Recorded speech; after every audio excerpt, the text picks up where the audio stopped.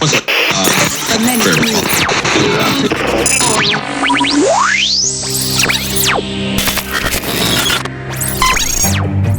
you know you can't explain. But you feel it. You felt it your entire life. That there's something wrong.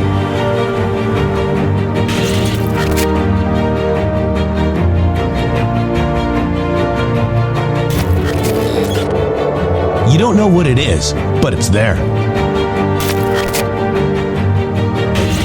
Like a splinter in your mind, driving you mad. Experience the awakening.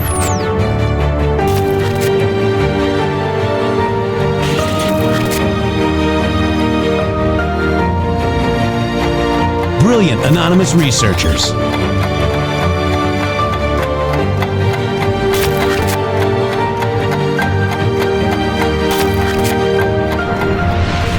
Patriots, join us in the Patriot Army. Trust the plan, pain coming.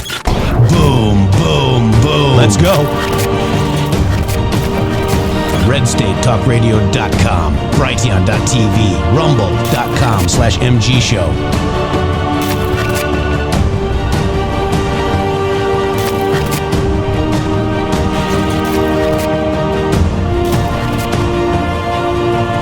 The end won't be for everyone. That choice to know will be yours.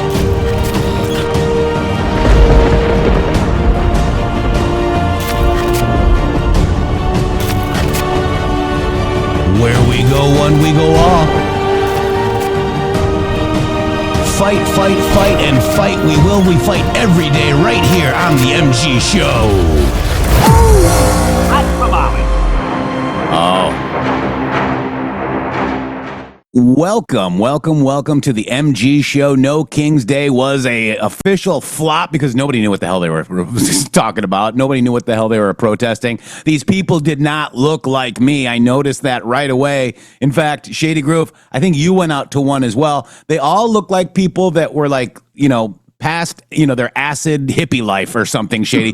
They did not look like me. In fact, when Mike Hess and I went in there, guess what? They were like, who are you? What? Because I don't look like you? Is that why you're questioning me? I'm just here to film it. And I tell you guys, there was 8647s. There was SEIU was there as well in the purple shirts, Shady.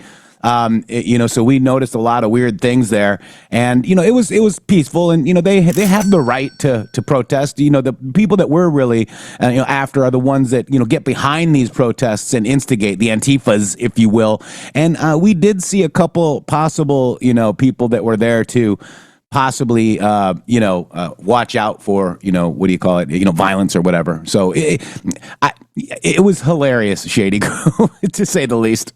Well, God bless their dear little hearts. That's all I have to say. Yeah. Sweet little, tap them on their head and send them down to get some snacks. You know what I'm saying? Because the truth of the matter is the adults are in charge now, and the hippies can continue to walk around and wander around in the streets all that they want to. But the reality of what life is saying to all of us is that we have decided to go a different direction in America. Communism is just not for us. We understand that you really want to hold on to your communistic ideals and that your godless reality, you want to keep that. We get it, but you're not going to. We are changing the game right now, and the center of that game, Jeff, is called law and order. And these people would not have been able to get these portions of society degraded the way that they did had they had law and order the whole time. First, they had to get control of the city governments. And once they got control of the city governments, it was pretty easy from there to eliminate all the good people within the governments and to raise up all of the people that were communists. So effectively, we're having a difference of opinion with a lot of these older people. And Jeff, I went out to see what was going on out there. And it was interesting to me because what I saw out there was the people that still watch television. Yeah. And can I start showing you what we saw? Let me just show you. And while you're talking, Shady, go ahead. At the end of the day, what you're seeing is people that are watching TV, not people that are actually protesting something because they can't really articulate what they're protesting. Yeah, exactly. So watch this, Shady. Protest. This is in Port St. Lucie, Port St. Florida. Lucie. Welcome. With Mike Hess. Look at With these Mike people. Hess. These are the people that are like, Absolutely. who are you? Peach. Hi, guys. Hi. Good. I'm just supporting you guys' right to protest. Ah. Yeah. It's funny. Is it because we don't look like them or something? I mean, I'm just... I believe in freedom. I believe in freedom, and I love it. Hi, guys. 8647. Look at this. Hi, guys. Hi. Hi. So, and then, just to kind of, it grew.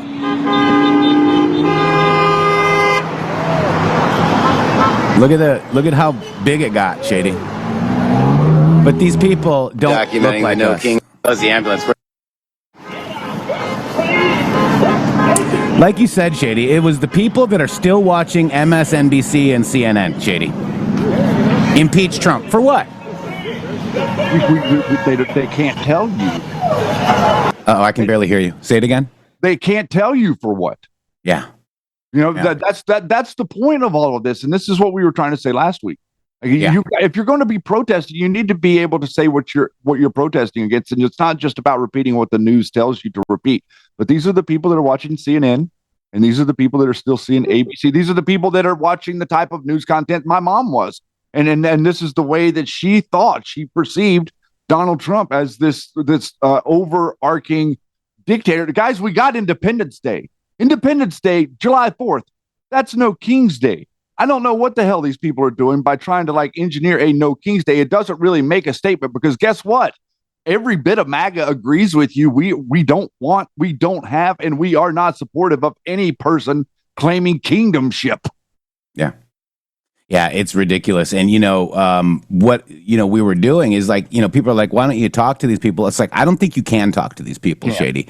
No. They will just shut you up and, hold up a sign saying right-wing influencer, and point you out to everybody. But the fact of the matter is, this is in Denver. These are the Denver communists, okay? Look at this guy. Look at this. Charlie Kirk had it coming, changed my mind. Denver communists, okay? You guys that are out there are now fully communism, okay? You guys are full-on communists. Look at make assassinations great again.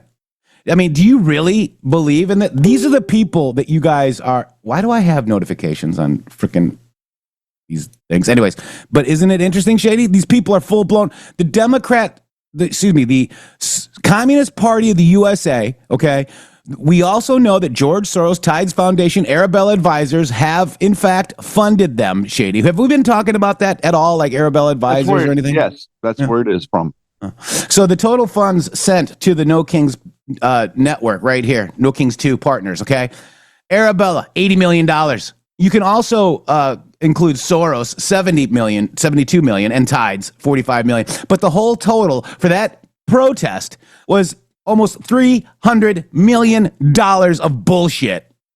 200 million of it coming from George Soros associates alone. Mm-hmm. Look at that, guys. And who did that thread on, that's a Q-proof, guys. The Arabella Advisors is a Q-proof, okay? We've been exposing this for over 4 years. It'll be 5 years. Is it 5 years now, Shady? Yeah. Oh, no. 4 years. 4 years. 2021. 4.5 years now. 4+ years, yeah. Yeah. So we've been exposing this. George Soros, Open Society Foundation, helping fund anti-Trump, no Kings protests. Records do show this. In 2023, the foundation, through the Open Society Action Fund, issued a 2-year grant of $3 million to Indivisible. Okay, I mean, all these groups, it's time to take over the IRS, guys, and say these guys can't do this anymore. Because what they do, Shady, is they say that the 501c3 is usually like a fund, but the ones that do the actions are 501c4 because if you have a family foundation and you're a 501c3, you cannot be political. Okay, the way that they got around that is education. We're educating people on communism. I mean, it's crazy, Shady. No, but you got to stick to what you're saying. What you're saying right there is very, very important. because this is exactly where it started. This is the whole thing that we talk about with General Flynn, too. This is all connected, guys. It's connected so perfectly, you can't even hardly describe how it's connected. But look at what he's saying right there. Look at the connections with the Communist Party. Look at the connections with the funding. Look at the people that are funded. The people that are out there are the old communists, are they not? Are the neocons not of the communists? Are the Cold War people not of the communists? Are all those generals up there on the hill that Pete Hegseth was reprimanding the other day? Are they not of this era? All of this we understand to be ushered in. The infiltration, the source of the infiltration is communism. The red rose, the rose. What is the rose? The rose is communism. What is the unspoken thing? What is the unseen hand? It is communism. That is what they've all wanted. What was Jim Comey before he became a whatever he was? What was John Brennan before he became the CIA director? Communist. Who were they advocating for? Iran, Muslim Brotherhood. This all makes perfect sense if you look at it properly. This is to incite, guys. They are inciting people with this money. That's the reason that this is illegal. The people that are out there that I saw, I couldn't believe how many 8647 signs that I saw. That is, to some degree, that is incitement. And now we're hearing, like, we're seeing this stuff with the deer stand thing going on. And you're thinking, look at how this is encouraging. Yeah. And not just that, but look at this. This lady right here works for the Chicago school system. And this proud parent is allowing his kid to stab a Donald Trump dog.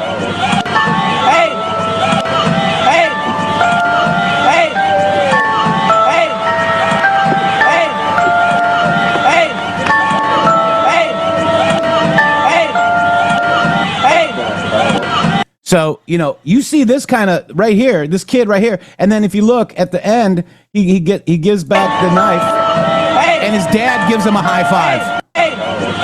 There's his dad. Wow. Just child abuse, bro. Oh, beyond child abuse. What's the difference between that and what we saw in the 1990s about the revolutions in Syria or in a Middle Eastern country where they're putting the effigies of white people or white Americans up and they're getting the kids to shoot AK-47s at them? What's the difference? There is no difference. This is weaponization. This is radicalization happening in real time. And the reason that Charlie Kirk was murdered is because of their rhetoric. Their rhetoric doesn't match. The rhetoric doesn't match the situation. There is no reason to panic. Donald Trump is not being a king. He's getting rid of the 30 million people you guys shipped in here illegally. And then you all flip out because we're taking away your free labor or your cheap labor, like you did whenever we your cheap labor, your slaves. Votes, and your House seats. Didn't they do it to us during the Civil War? They're claiming that there's going to be another Civil War. The last time they did it was whenever we told them they couldn't have free slaves. Yeah. So this is Tim Burchett, Shady Grove, actually posted they need to fire her and the HR director who hired her. This is Lucy Martinez, the Chicago teacher who mocked and reenacted Charlie Kirk's assassination at a protest yesterday, works for Nathan Hale Elementary School in Chicago, where she teaches pre-K through 8th grade. Contact the school's safety number, 773-535-2265. Hey! Never heard of Ozempic, you fat ass! Hey! Wow. It's interesting, Jeff, because I saw this stuff from a bunch of this rhetoric coming out of the Bannon crew over the weekend, talking about that we could never fix this and we can never sync it up and it could never be the country can never be united. That right there is the real PSYOP. That's exactly what they're doing. That's what the Flynn group is about. That's what Alex Jones is about. That's what they're all about. They're trying to, number one, their job is to make the left look so ridiculous that you'll never slow down to talk to them or think about what it is that's going on with them. And the left job is doing that to them about you. And that's exactly what they're doing. And then their whole bet is riding on the idea that we cannot unite in this country. And I'm telling you right now, what I'm seeing from the younger generation, the generation that is under 25 right now, is a lot of people that are not buying the load of horse crap. They are plugged in a different way, and they are not against Donald Trump. Maybe they don't agree with every single thing he does, but they can clearly see that people are lighting their hair on fire for no reason. And Donald Trump is doing nothing other than what he said he was going to do. That's right. So I posted this right after the protest at 3:18 on the day of the protest, 3:15 on the day of the protest. And I went to go check out the local protest. Here's the start of it. I just noticed one thing. They all kind of had a certain look. It's weird. Here's the full video link on Facebook, and I went ahead and gave you that. But let's listen to President Donald J. Trump on the No Kings protest. Check it out. What's your response to the protests over the weekend, the No Kings protests this year? I think it's a joke. I looked at the people. They're not representative of this country. And I looked at all the brand new signs paid for, I guess it was paid for by Soros and other radical left lunatics. It looks like it was. We're checking it out. The demonstrations were very small, very ineffective, and the people were whacked out. When you look at those people, those are not representative of the people of our country. Mr. President, besides San Francisco... By the way, I'm not a king. I'm not a king. I work my ass off to make our country great. That's all it is. I'm not a king at all. So he's not a king, and he's still your president today. I mean, all that money spent over nothing, Shady, and he's still your president today, guys. If he was a king, then you would have things going on like the Supreme Court wouldn't keep ruling in favor for what it is that he's standing up for. That's right. If he was a king, then you wouldn't have people arguing about the idea that he's stopping lawlessness. Kings didn't stop lawlessness. Kings perpetuated lawlessness. Kings controlled the pirates. Have we explained all the stuff to you here about the pirates and who they really were and how they were really connected to the aristocracy and what a comey is and what they do with these people? What do they do? Who are the assassins? And what do? They force you. Who's the mafia? They force. It's all by force. Everything. Nothing is you making a choice. That's how you know who these people are. Say this is the stuff with Flynn. They're forcing this stuff. They're forcing you to think this way. I want to making you think something is wrong with you for being normal. I want to also. This is kind of a cue proof of what President Trump said. Do they represent you? Do they represent America? So this is the post I want to go over. 3038 on 3/12/2019. Decide for yourself. Be free from outside opinion. Decide for yourself. Be objective in your conclusions. Decide for yourself. Be true in your own beliefs. Decide for yourself. Be open to following the facts. Decide for yourself. Be strong in defending your beliefs. Decide for yourself. Be resistant to blindly accepting factless statements. Decide for yourself. Be free. Those who attack you, those who mock you, those who call you, those who control you, those who label you, do they represent you? Or do they represent themselves in some form? Mental enslavement, okay? The Great Awakening, freedom of thought, was designed and created not only as a back channel to the public, away from the longstanding mind control of the corrupt and heavily biased media, to endure future events through transparency and regeneration of individual thought, breaking the chains of group think, but more importantly, aid in the construction of a vehicle, a ship that provides the scattered free thinkers with the starter new social networking platform, which allows for freedom of thought, expression, and patriotism or national pride. The feeling of love, devotion, and the sense of attachment to a homeland and alliance with other citizens who share the same sentiment. When non-dogmatic information becomes free and transparent, it becomes a threat to those who attempt to control the narrative and or the stable. When you are awake and you stand outside the stable, group, think, collective, you have free thought. Free thought is a philosophical.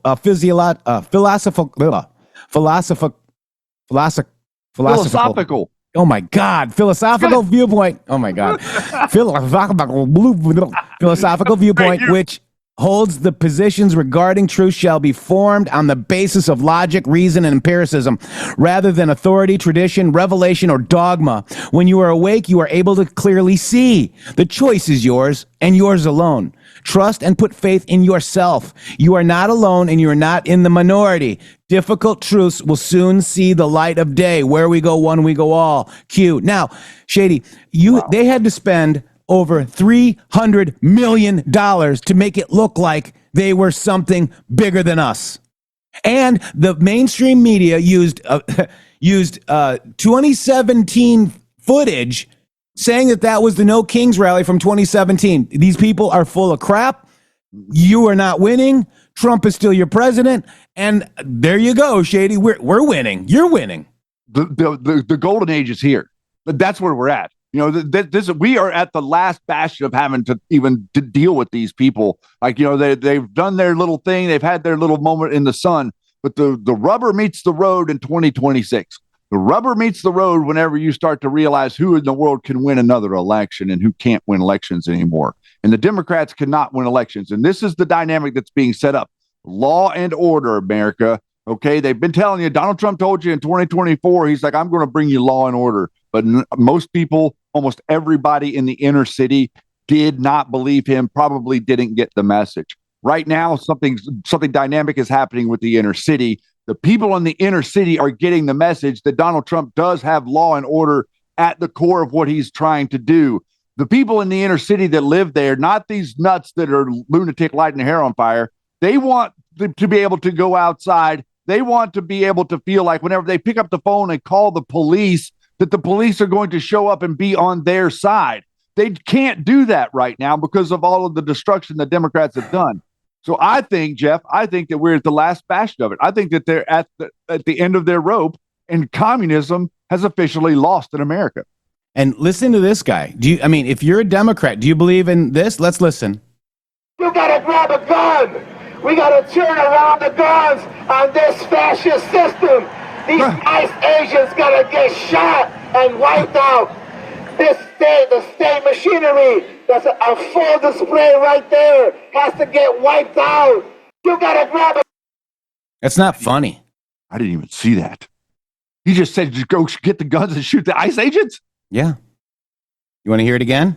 Yeah, play it again so everybody can hear that. Wow. You gotta grab a gun. We gotta turn around the guns on this fascist system. These ICE agents gotta get shot and wiped out. The state machinery, that's a full display right there, has to get wiped out.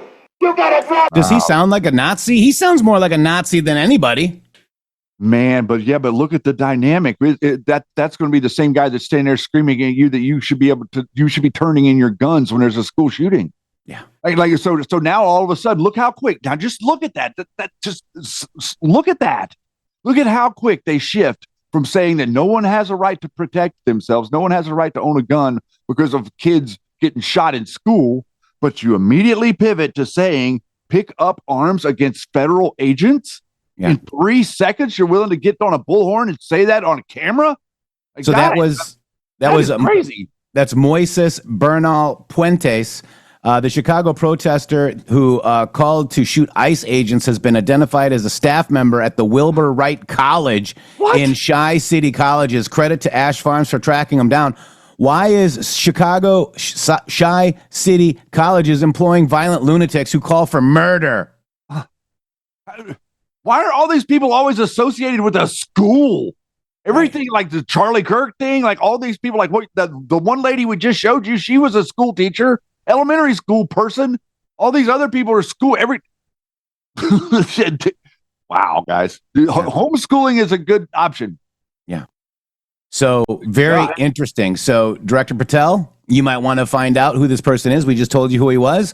And all it takes is someone to murder another, guys. I mean, this is, calling for this, talk about going right to the heart of the matter with stochastic terrorism. I mean, this is like blatantly in your face. And that's I think that's the reason they put $300 million into this, Jeff, because they wanted a bunch of people to get out there so a bunch of other people would see how nutty they are and hopefully encourage, some other people to act, because they can't directly tell you to go hurt somebody. Yeah. Wow, guys. But that guy can. That was stunning, Jeff. That being whether Pretty crazy, isn't it? It's crazy because they act like we are that. Because of the our Marauder 3-star and January the 6th, they act like they're justified in acting like that because of January the 6th. So because you did this, then I do this. Like that. This is this is what happens whenever you get stupid people thinking they're smart. Nobody that I know thinks that Charlie Kirk had it coming, whether they're Republican or Democrat. No. Nobody that I know would say make assassinations great again, whether they're Republican or Democrat. Wow. If you are Republican or Democrat, and you're standing with these people that are saying these kind of things, you are part of the problem, whether you know it or not. That's an understatement. I mean, I'm not part of the problem. Effectively, the center core of the problem. Mm-hmm. Real quick, want to go ahead and do a quick Q-proof. Pesky, Shady. Oh, so pesky. Pesky. So, Dan Scavino, Trump 1.0 versus Trump 2.0. Wow. Huh. Let me see. So, this is Q-Post 953 on 3/17/2018. So there's removal is the least of their problems. Projection. These are all the removal of all those bad people in the DOJ, the state, and the FBI. Russia, Democrat, HRC, Twitter, bots, Google, operated, not Russia. Narrative, political slant, Biden, China, big development, traitors everywhere. America for sale, Flynn targeted, why? Who knows where the bodies are buried? Cleared of all charges? Trump admin V.2? Huh. So, is General Flynn in Trump admin V.2? No. Okay. And many others, okay? So let's go ahead and listen to what Scavino posted with Trump 1.0. Very Trump early 2.0. on in this administration about the difference between President Trump, the first term, because you were here for the entirety of that, and the second term. How is he day to day now? Where do you see him overall? And I feel like the sky's the limit for this president and this administration. The differences are absolutely incredible. We're not being attacked every day or investigated every day. The head games they played, they wanted to silence us. They ultimately wanted to put us all away for life. Then when he announced for the presidency, and we went full steam ahead, we worked in courtrooms behind the scenes. We're putting out Truth Social posts. We're campaigning. We're turning his press conferences in at the conclusion of a court hearing. Butler, Pennsylvania, we talked about last time, changed everything. Literally changed everything. It was from that point forward where I knew that he would be the 47th president of the United States. And then he just brought on a great team of people when we won the presidency. I mean, it is all surreal. I don't have time to even sit back and think about it and think about what we've been through and what we've done and what we've achieved. There will never be a President Trump ever, ever, ever again. He's changing history for the better. He's fighting every day for your children, your grandchildren, your great-grandchildren, my family. That's why I do what I do. We could go out tomorrow and make millions of dollars. I instead take a government salary to fight for the American people every day. And that's everybody in this administration, all for President Trump because they adore and they love the guy and they love the American people. They're patriots. And that's why we're here. We're on a mission. We're on a mission to deliver for everybody out there. And we're going to continue this mission. And we're going to fight hard each and every day, no matter what hit pieces come our way, no matter who tries to take us down. We're going to fight, fight, fight. And fight we will right here on the MG show, Shady Groove. Wow. Well, that's what I signed up for. Mm-hmm. That's the reason that I started talking to the public, was because I believed that team, that Dan Scavino and Donald Trump, the two of them, were going to do exactly what they are saying that they're going to do and exactly what they're doing. They didn't just tell us things. They didn't just say things. There's action. Action is actually wisdom. Action takes guts. You got to have guts to implement action. You could talk all day long and you run your mouth. Lots and lots of people run their mouth. But I do have to argue with them on one point, Jeff. It's if Barron Trump wins the presidency, he is going to be President Trump. So there could possibly be another President Trump. Okay. Yeah. Okay. You can argue with that. That's a good theory. I like it. So we've got so much going on. I mean, it's like, Shady, we'd take 2 days off and I know. You can't keep up with the guy. And I think that's the way he's beating the media. He's beating them because they can't keep up with him and we can't keep up with him. And that's okay, because we are going to make sure we keep you informed of all of the important things. But everything's important to us. We could definitely do a lot more hours of broadcasting now. Yeah. I mean, my God, we could be sitting here all day. We really could be like, oh, here we go. We're going to start this live. Now we're in the luncheon with Australia. Here we are. Now we are flying to Florida. All right. So let's take it right here. Let's go ahead and play the gaggle today. All right. This is today. This is the one today. This is the one this morning. Yes. At, I don't know if there's 5:18 a.m. Central, 6:18 a.m. Shady. That would be 3:18 your time. Yeah, that would be about 2 hours after I went to bed. Here we go. Okay. We had a good weekend. We accomplished a lot. I think really a very lot. You probably just saw the piece on Steve and Jared. It was very good. 60 minutes. Any questions? Do you want to give me a little room here, Jeff? Of course. Just following up on the 60 Minutes story, what's your reaction to Israel strikes on Gaza today? Well, we're going to have to see what's happening. We want to make sure that it's going to be very peaceful with Hamas. And as you know, they've been quite rambunctious. They've been doing some shooting, and we think maybe the leadership isn't involved in that. You know, some rebels within, but either way, it's going to be handled properly. It's going to be handled toughly, but properly. Is the ceasefire still in place? Yeah, it is. Mr. President, on Colombia, Senator Graham, the country of Colombia, Senator Graham tweeted that you would be imposing tariffs on the country either today or tomorrow. Can you give any details as to how much those tariffs might be? Well, I read the statement of Senator Graham, and it's correct, yeah. I was with him today. We were working today, and I read his statement, and it's correct, yes. But how much the tariff rate? Do you have? I'll let you know tomorrow. Yeah, I'll let you know tomorrow. Tomorrow, it will be announced. Yeah. Jay Jones has repeatedly said that if he wins in Virginia, that he Who can. said what? Jay Jones in Virginia has said. You mean the one that wanted to kill somebody's children and kill somebody? You mean the animal that wanted to kill somebody? Yeah, who should not be allowed to be running for that office? Yeah, he said he can't wait to see you in court. I'm wondering if you have a response and if you're considering getting involved in that race. Well, what is he saying? He said in the debate on Thursday night that he can't wait to sue your administration and see you in court. No, he's a third-rate intellect. He's a guy who I've never seen anybody say what he said, that he wanted to kill his opponent's children, he wanted to kill his opponent. No, I can't imagine anybody voting for Jay Jones. Look, you would think he's totally discredited. I would think he wouldn't even be allowed to do that. Anybody would be put in prison for what he said. So he can join the long list of attorney generals that have been suing and losing. But the people of this country want law, they want order, they want safety, they don't want to be mugged or raped or shot. And that's what we provide. We have tremendous numbers also. You see the crime numbers are coming way down. Way down. Then you take a look at a place like Washington, D.C., which is now one of the safest cities in the country. It's one of the worst cities, most dangerous cities. We moved out 1,700 career criminals and people that came here through Biden and his open border policy. And Washington, D.C. is now one of the safest cities. And Memphis is doing fantastically also. We went in there a week ago. And this is a bumpy flight. I better say that, otherwise they'll say, what's wrong with the president? This is a bumpy flight. But Memphis is doing really well. I think that Chicago will do very well. We're going to go into San Francisco at some point in the not-too-distant future, make that a great city again. It can only be a great city if it doesn't have crime. If it has crime, it can't be a great city. A question about Colombia. Are you concerned that if aid is cut to Colombia, that would undermine Colombia's fight against drugs? A lot of U.S. aid. They don't have a fight against drugs.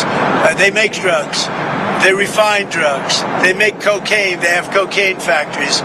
They have no fight against drugs. And I'm stopping all payments to Colombia because they don't have anything to do with their fight against drugs. And in fact, even when they had better presidents than they have right now, that's how they're making a lot of money, drugs. I used to complain about it when they had a very nice president, but he wasn't doing it. It was all talk. They are a drug manufacturing machine, Colombia, and we're not going to be part of it. So we're going to drop all money that we're giving to them. It has nothing to do with them stopping drug production. And you look at the fields are loaded up with drugs, and they refine the drugs, and they make tremendous amounts of cocaine, and they send it all over the world, and they destroy families. No, Colombia is out of control, and now they have the worst president they've ever had. He's a lunatic who's got a lot of problems, mental problems. One more question on Colombia.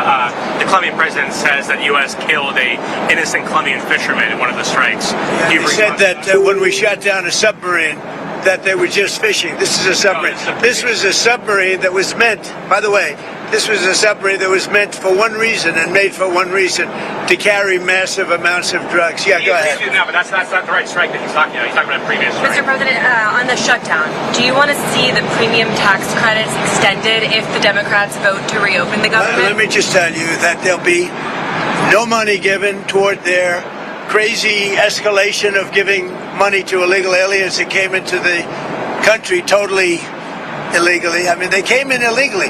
They want to spend 1.5 trillion with a T, $trillion, giving it to people that came into the country illegally. They shouldn't have come in. In fact, one of the reasons they came in was to get this money. And California is a big culprit. I mean, California, they're out of control. And we're not going to pay California all of that money that they're giving away illegally. That's another thing.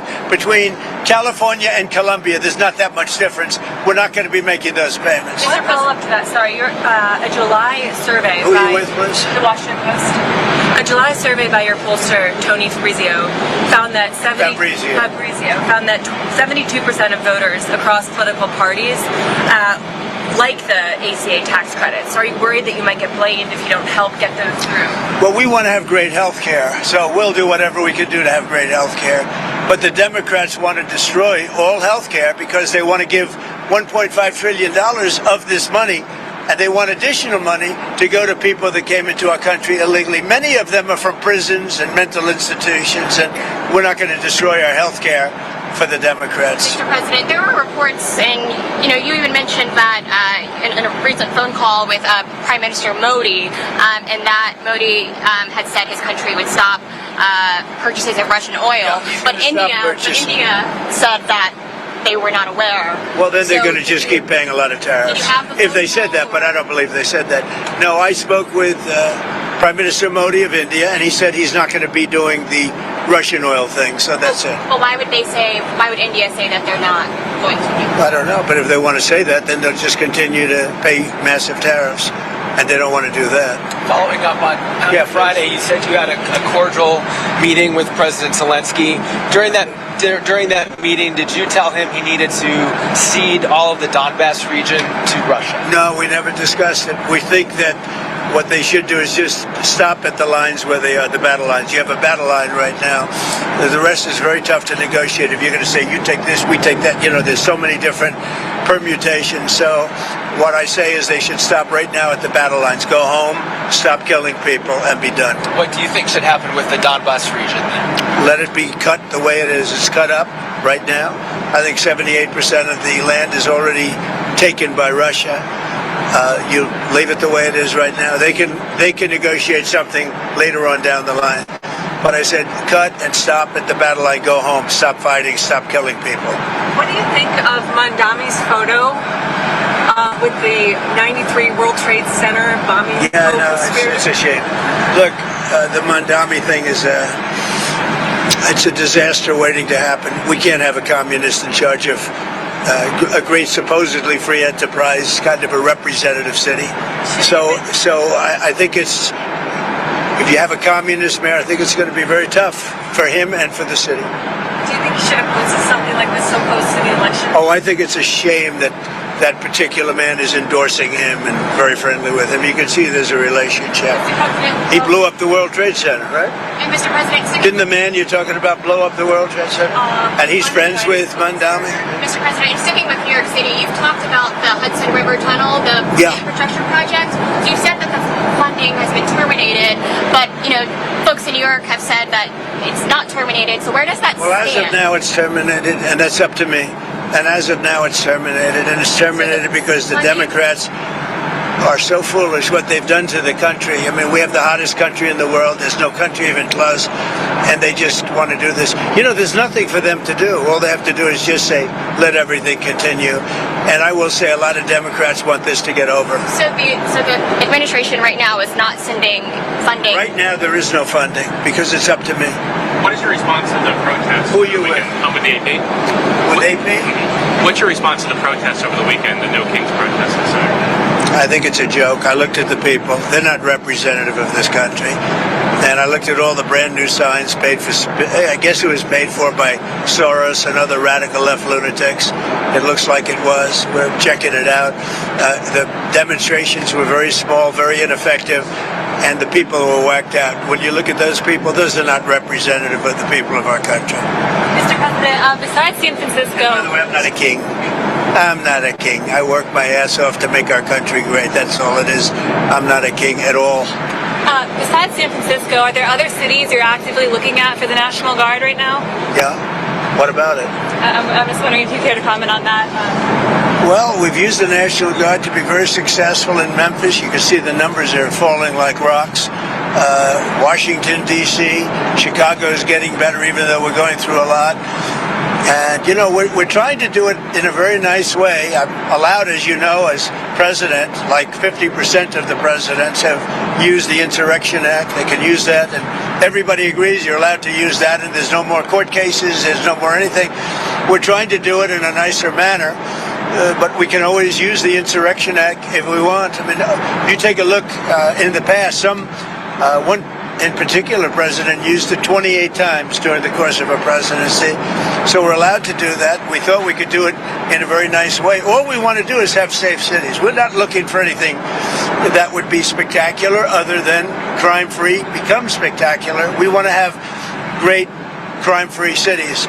So I'd be allowed to use, if I wanted, the Insurrection Act, and then all of this nonsense would go away. You have the absolute right. It's the strongest power a president has, and you have the absolute right to do it. We wanted to go this route, but we get sued every time you look at somebody. You look at somebody the wrong way, and you end up getting sued. We just want no crime. We want to have crime-free cities. That's not a big...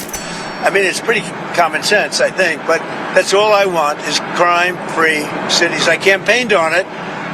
It's become, I think, even more successful than we thought because of the tremendous success that we had literally in 12 days in Washington, D.C., and it continues. But Washington, D.C., we're so proud of it. People are eating in their restaurants. Restaurants are opening. All the stores and restaurants were closing. You couldn't walk down the street without being mugged or worse. And now it's a safe city. I mean, it's considered a very safe city. And it's safe because we took 1,700 people out of there and brought them back to where they came from. Yeah. You said you're going to South Korea and potentially meet with China. I am. That's right. Can you tell us more about your goals for your trip to Asia? Where else you might be going? I have a very good relationship with President Xi of China. We're having disputes on things. They're paying us a lot of money, tremendous amount of money in tariffs, and they'd probably like to have it be less, and we'll work on that, but they have to give us some things too. Right now, China's paying a tremendous amount of money in tariffs, like they've never paid before. You know, they paid a lot during my first administration, my first term. Now they're paying an unbelievable amount of money to the United States. They probably can't pay that much, and I'm okay with that. We can lower that, but they have to do things for us too. It's no longer a one-way street. Yeah. What would you lower it to, do you think? Depends. I mean, we'll have to see what they want. One of the penalties we have, and because they're sending in fentanyl, we have a 20%, as you know, a 20% tariff on that. But they'd be paying about 157% tariff, which is, you know, record-setting type tariff. I don't want them to do that. I want to help China. I'm not looking to hurt China. But they have to give us things too. Sticking with China, Mr. President, on soybeans, are you confident that you'll be able to get it? I want them to buy soybeans. One of the things I want is China's going to buy soybeans. I want China to stop with the fentanyl. Very, you know, normal things. I don't want them to play the rare earth game with us. But you want them to, but do you think they will make a deal on soybeans? I do believe, yeah, because otherwise I'm not going to make a deal. No, I want them to buy. Our farmers have been boycotted by China as a negotiating point. I don't want that. Our farmers are great, and in particular our soybean farmers, and I want them to start buying soybeans at least in the amount that they were buying before. And I believe they'll be able to do that. Sticking with soybeans, and on Argentina, you're looking to do that deal with Argentina, the bail swap. So this is awesome how he handles this young lady. Check this out. are we expecting a beef deal?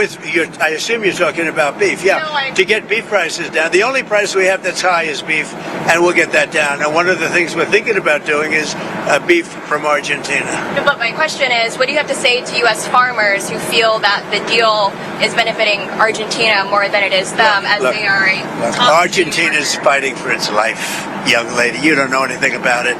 They're fighting for their life. Nothing's benefiting Argentina. They're fighting for their life. You understand what that means? They have no money. They have no anything. They're fighting so hard to survive. If I can help them survive in a free world, I happen to like the president of Argentina. I think he's trying to do the best he can. but don't make it sound like they're doing great. They are dying. All right? They're dying. What do you mean by beef deal, sir? We would buy some beef from Argentina. If we do that, that will bring our beef prices down. Because our groceries are down, our energy prices are down. I think we're going to have $2 gasoline pretty soon. We're getting close. And everything's down. The one thing that's kept up is beef. And if we buy some beef, now I'm not talking about that much from Argentina, it would help Argentina, which we consider a very good country, a very good ally in a place. Although I must tell you, if you take a look now, South America is turning. Those South American countries are starting to turn very much toward us. They're getting away from socialism, and you can go right down the pack. But they are starting to turn. It's pretty amazing. May I ask you about Israel again? Do you feel that Israel was justified with striking when it did? Striking where? In Gaza, today and overnight. I'd have to get back to you on that. I'd have to get back. What is the next step? Because we're going to be determined. You know, all of that's is under consideration right now. It's under review. Mr. President, on Harvard, Who are you with? I'm with the Washington Post. That's all right. On Harvard, you said the other week that you had reached a deal, but we haven't heard anything. What's the holdup? Well, we reached a concept of a deal, but it's pretty complicated because under this deal would be $500 million. They're going to open up trade schools, and I love the idea of trade and trade schools by Harvard. So, you know, they get into like a vocational type school. And the one problem with it, it's very complicated.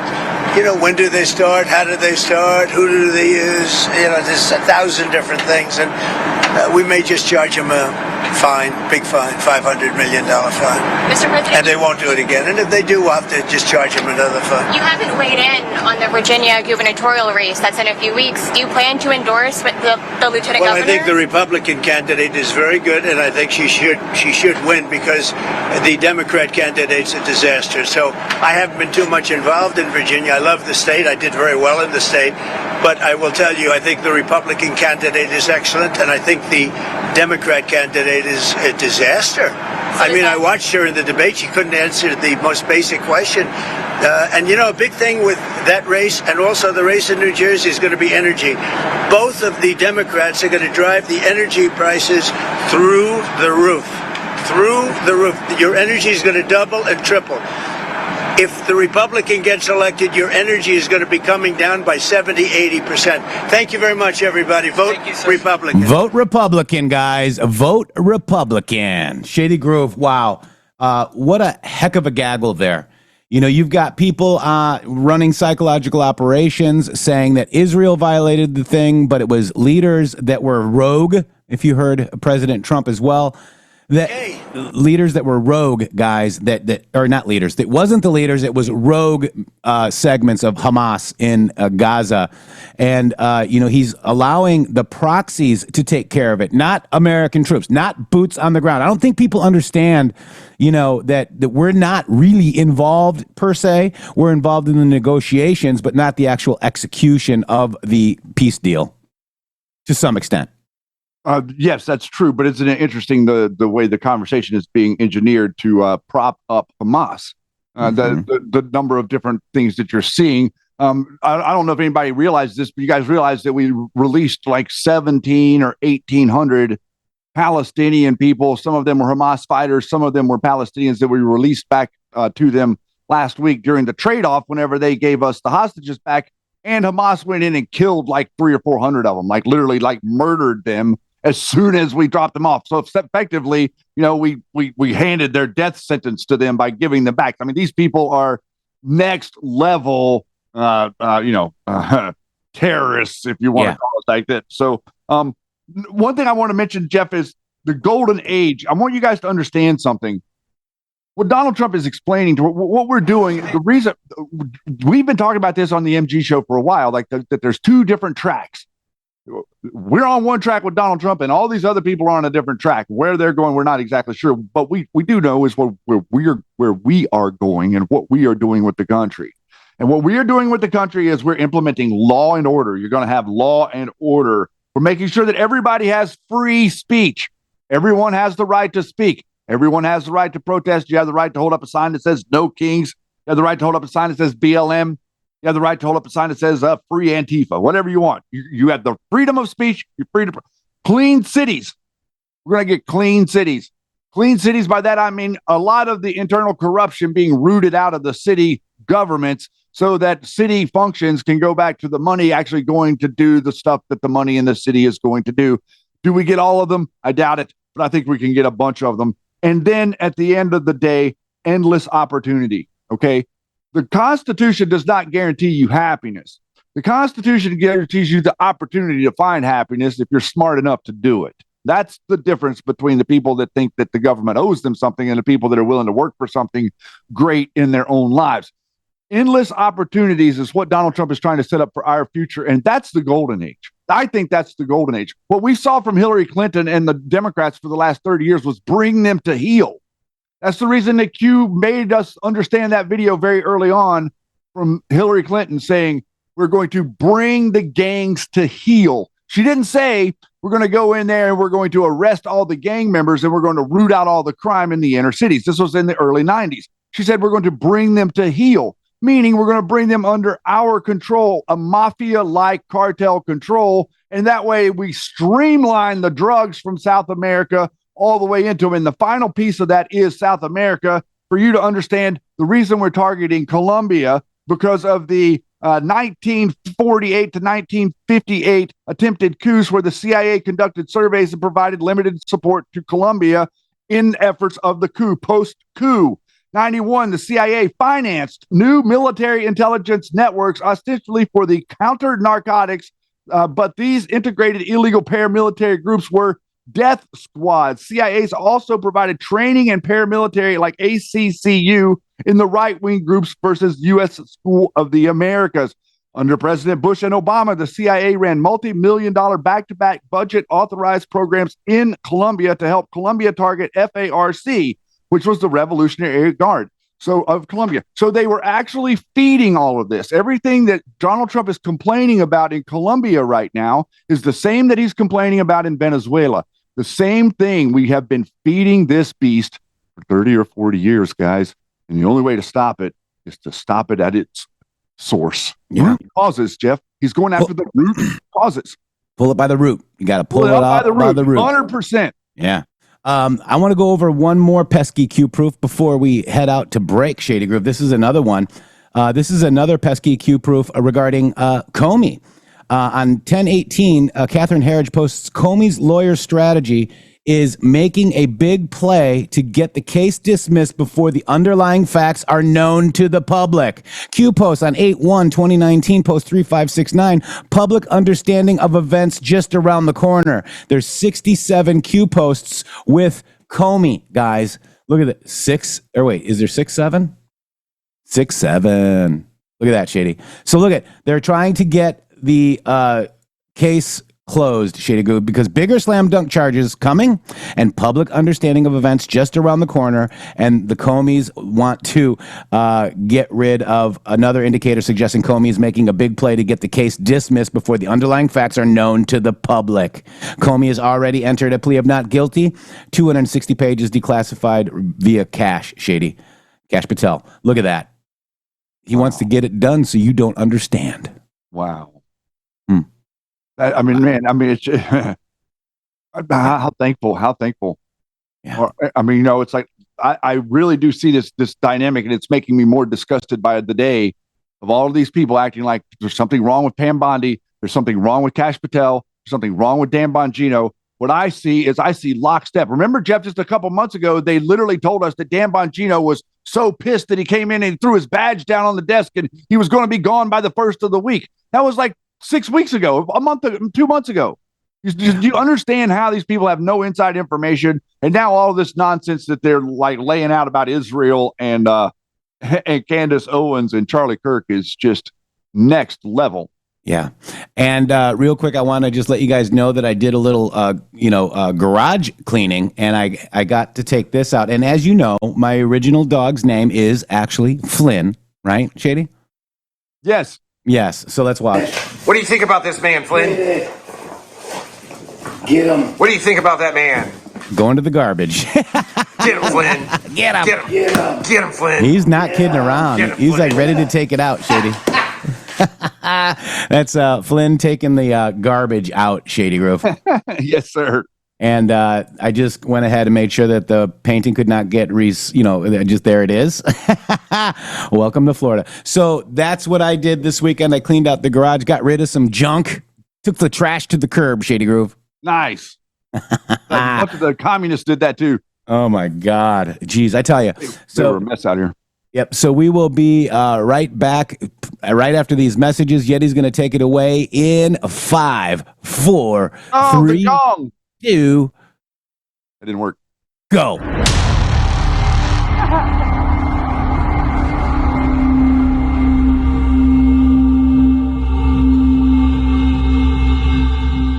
Hello to all of you beautiful patriots out there. First of all, let me just thank you all for supporting this show. We wouldn't be here without you. But I have a huge announcement regarding donations. It has come to our attention that using the Rumble app is taking an additional 30% of your donation to the show. Let me explain. According to our TOS, Rumble takes 20% of all donations made through the web browser. And that's a 20%. It's a good deal if you consider other platforms like YouTube and such. There is a hidden cost that we just found out. For example, we received the generous $500 donation from Spill Tea, and thank you so much for that, from the Rumble app on Apple. So Rumble took 20% and Apple took an additional 30%. We brought that to Rumble and they said, well, Rumble's take of tips and donations is 20%. That's if the transaction is done through the web browser. If using the Android or iOS app, it's an additional 30% collected by those platforms. So please use the web browser to make your donations to the show and avoid the hidden fees by Apple and Android. That's right. You can also support us at GiveSendGo/HelpMGShow, mg.show/donate. We have PayPal and Cash App. Both are at RealMGShow or $RealMGShow. Please help us out. We appreciate it. Thank you. Thank you.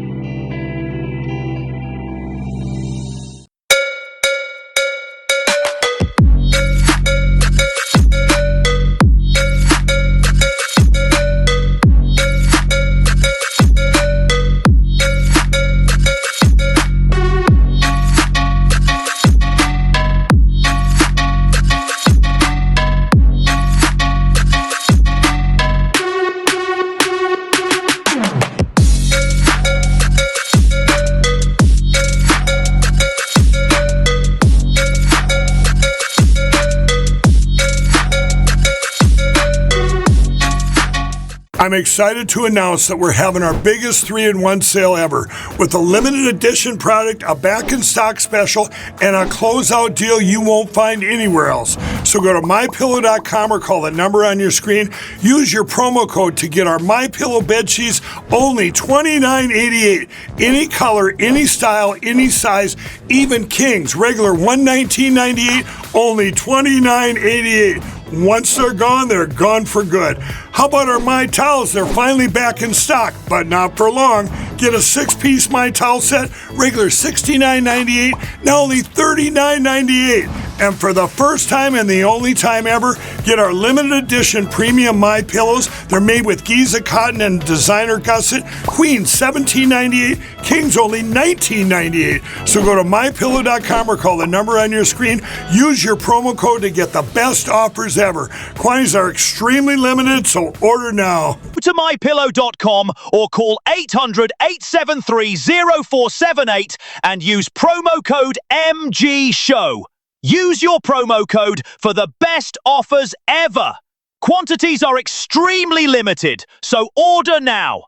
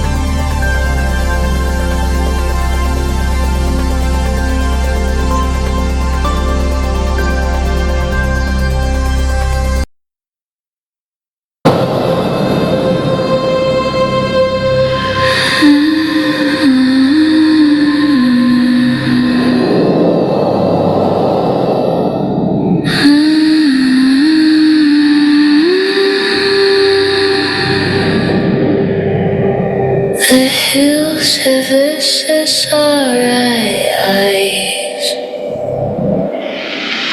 glassy, dilated, fixed on the moon.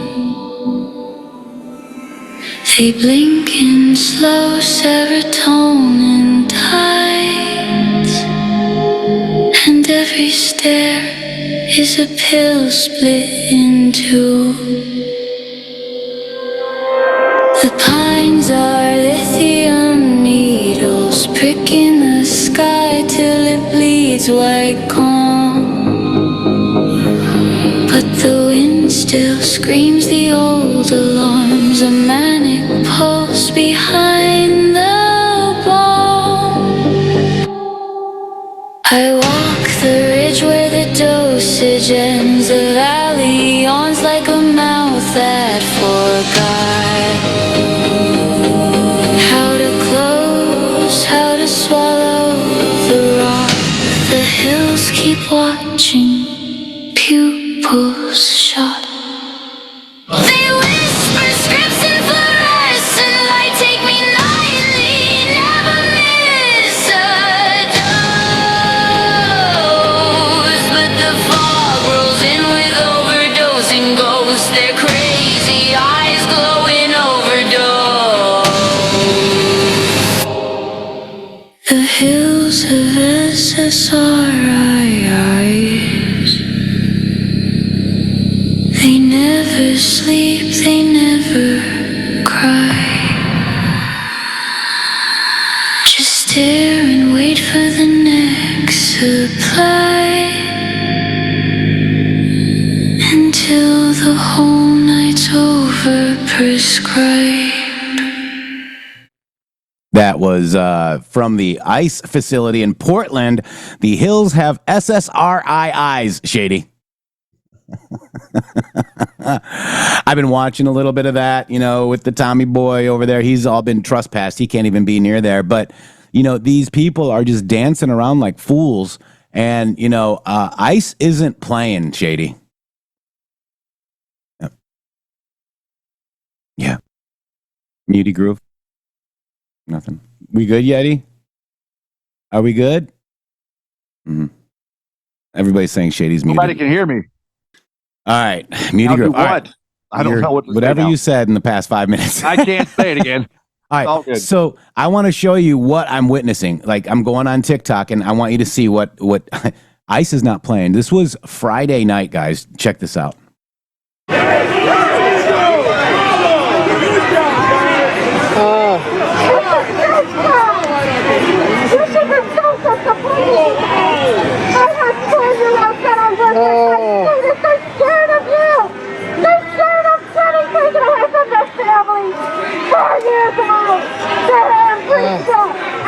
Burns so bad.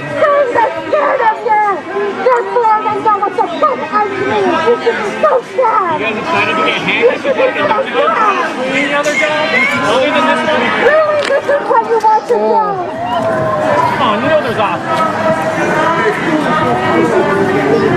This is so sad. Fuck you, fuck them. Someday when this is all over, you motherfuckers are gonna face justice. Can't even check fucking wind direction. You guys are fucking amateurs like I've never seen before. Fuck you. That's how it's what we get on to me. Don't get justice and put it in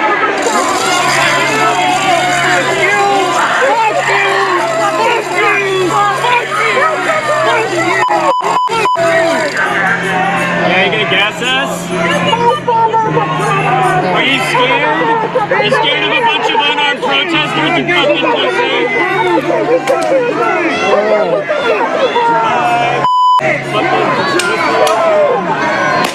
Here we go. I can't even see right now. Oh, they're still hitting us. Look at that.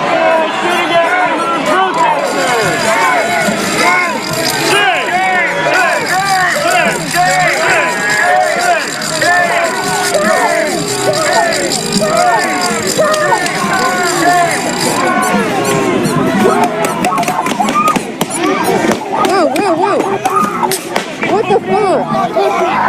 What?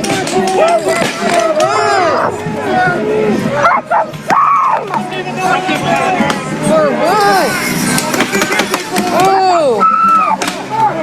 For what? Look at this! Oh!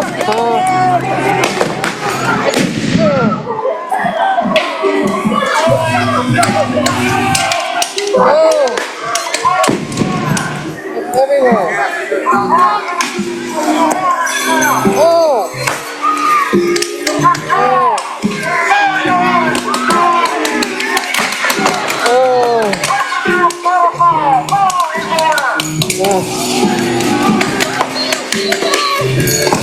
Oh my god. Oh, there it goes. Run on him.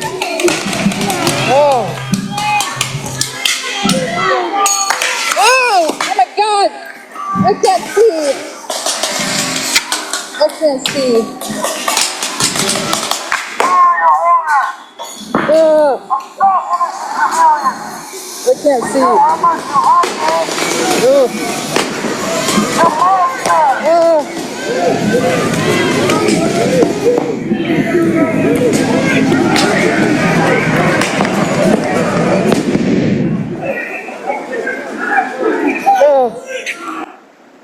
So that was at 7:30 Seattle time on Friday, Shady Grove, and that dispersed a lot of the agitators that actually made it peaceful a little later. And at the same time, Shady, this was happening in LA. Check this out. Oh shit, over there.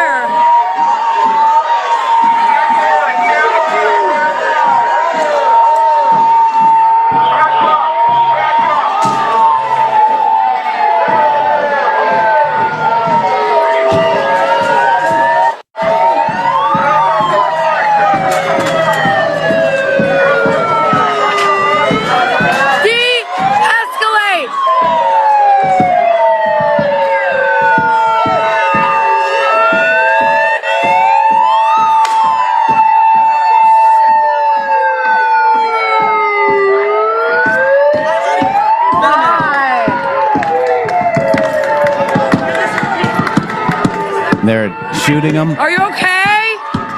Oh shit. Oh fuck.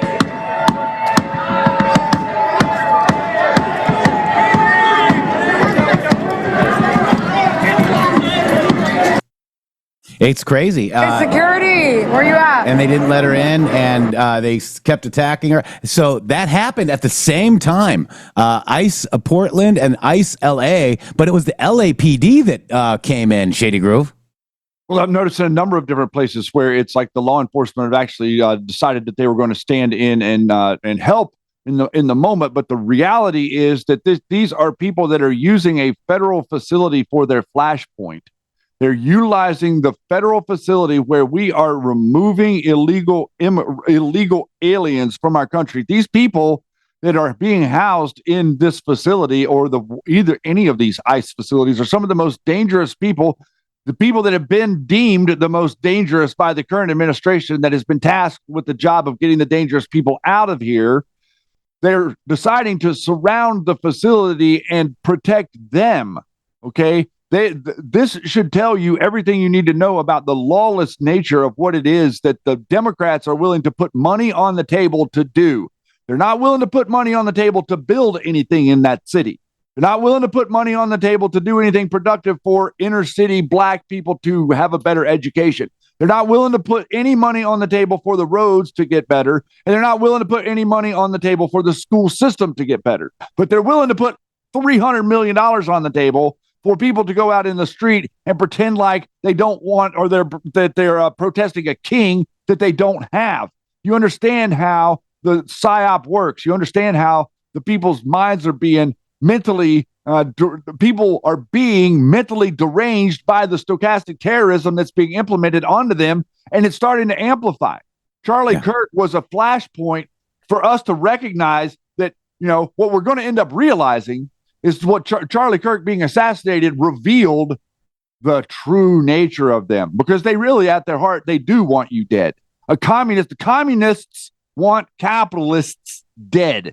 That's what they want. And they're not going to be shy about it. And Antifa are anti-fascist but pro-communist. They don't explain that to you. And what I was saying earlier, when we came back, was that what ICE is doing right now in America is probably the most difficult job that any federal organization has ever been tasked with, to go in amongst the population and remove people that are dangerous criminals. And then you've got all of these people that are standing there acting like you are the bad guy because the TV and the media are weaponizing the minds of the people against law enforcement. An ICE agent is no different in law than a state trooper or a sheriff's deputy. They're the same. They have the same exact authority. Actually, they have more authority than that because they can operate anywhere in the country, guys. So, you're effectively looking at a dynamic. Whenever they say civil war, they're not joking. And do these people represent you or themselves in some way? Mental enslavement. Look at these people. I mean, the things that they were willing to do to those poor bicycles in Portland last week was just horrific. Yeah. Look at these people. They don't even look like, oh my God. Look at, not a king. Mm-hmm. Wow. They're all boomers. Mental enslavement is what it is. People that watch TV. Yeah. And then somebody did see that there was a T-shirt with US Aid at one of the No Kings. I saw that as well. But guys, it's the Antifa's communist roots are communist. Okay, they come from Germany. They were going against Hitler. They're violent tactics, and it is a terrorist designation. It's been a terrorist deemed as a terrorist organization. Shady. Yeah, and let's not. They weren't going after Hitler literally because they were anti-fascist. They were going after Hitler because he had control of the country they wanted control over. So they were utilizing this anti-fascist perspective to implement mayhem and chaos within the country of Germany. Okay, that's where they started. So this was a Russian psychological operation that was implanted in Germany. It'd be much like the same thing as whenever we sent our troops into Iraq to psychologically operate against them in Iraq. Well, that's a little bit like what Russia was doing in Germany with their military psychological operators that created Antifa. Mm-hmm. Yeah, exactly. And they're out there. They want you dead. I mean, one guy saying, get guns and shoot it. My God, Shady. They're trying to implement a civil war, and they're going to convince idiots to do some stuff. Yeah. This is not going to be easy. And I don't think that you, Jeff, I don't think you thought that this was going to be easy. I didn't think that this was going to be easy. They put 30 million people in here around us, and then they act like that they're more important than you because they're the ones that actually get the money. If they lose these illegal immigrants, then the money stops flowing from the federal government because they don't have the same amount of population. California and other states have been claiming their illegal people as residents of the state. Yeah. Yeah. Somebody says, do you think US Aid funding is still a thing? Well, they still probably have funds, but they're not. It's stopped. US Aid has not been being funded by the government. Now, is it being funded by George Soros and Arabella Advisors and maybe? Yeah. Yep.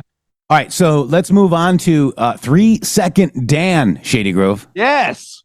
All right. President Trump wants us to watch 3 Second Dan's interview. So guess what we're going to do? We're going to watch it together with us. With our friends and family. Yes. And Scavino, welcome back to My View. Thank you. Yeah. Thank you. It's been a while since we last talked to you. You've had some time to kind of get. Oh, you know what I got to do, Shady Group? I got to do one of these things before. Let's get the crypto.com thing going up over here.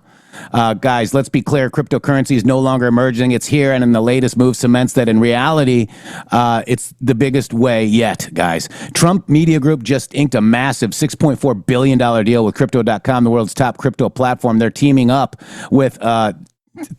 to scoop up $6.4 billion in CRO, the powerhouse token that fuels fast, low-fee DeFi, staking rewards, and real-world perks like cash back on your spends.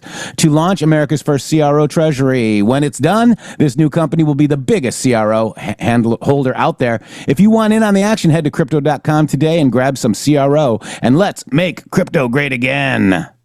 All right, and we got a comment from 17 Patriots for Truth saying that Don Lemon also telling people to go out and get guns to go up against ICE. And that's like, but actually what he was even saying was it was almost like he was telling illegal immigrants to go get guns against the federal government. Guys, if you're illegal in America, you do not have the right to have a firearm. You're not allowed to have any firearm. You're not even really allowed to be in an area where there are firearms.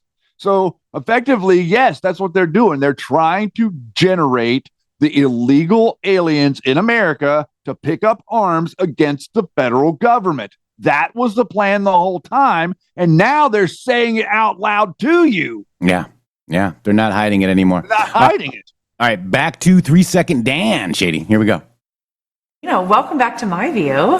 Thank you. Yeah, Thank it's been a while since we last talked to you. You've had some time to kind of get your feet wet for the second administration here, and now you have a new role. But before we get to that, I want to talk about this historic Middle East trip. You got to go on it with the president. We saw all your great videos from Air Force One, but tell the American people, from your perspective, you got a view none of us did. What is it that we didn't get to see about that trip that you got to experience when it relates to President Trump? It was actually very surreal because a lot of people said that President Trump couldn't get this done, couldn't get it done. MAGA knew deep down that if anybody could get this deal done with Steve Witkoff and Jared Kushner and Marco Rubio and that great team, that it would be President Trump. And we're on the plane going out. We all knew this was a historical moment. There was a great sense of pride on the plane, checking in on the president up in his office. He does so much reading and consuming of information.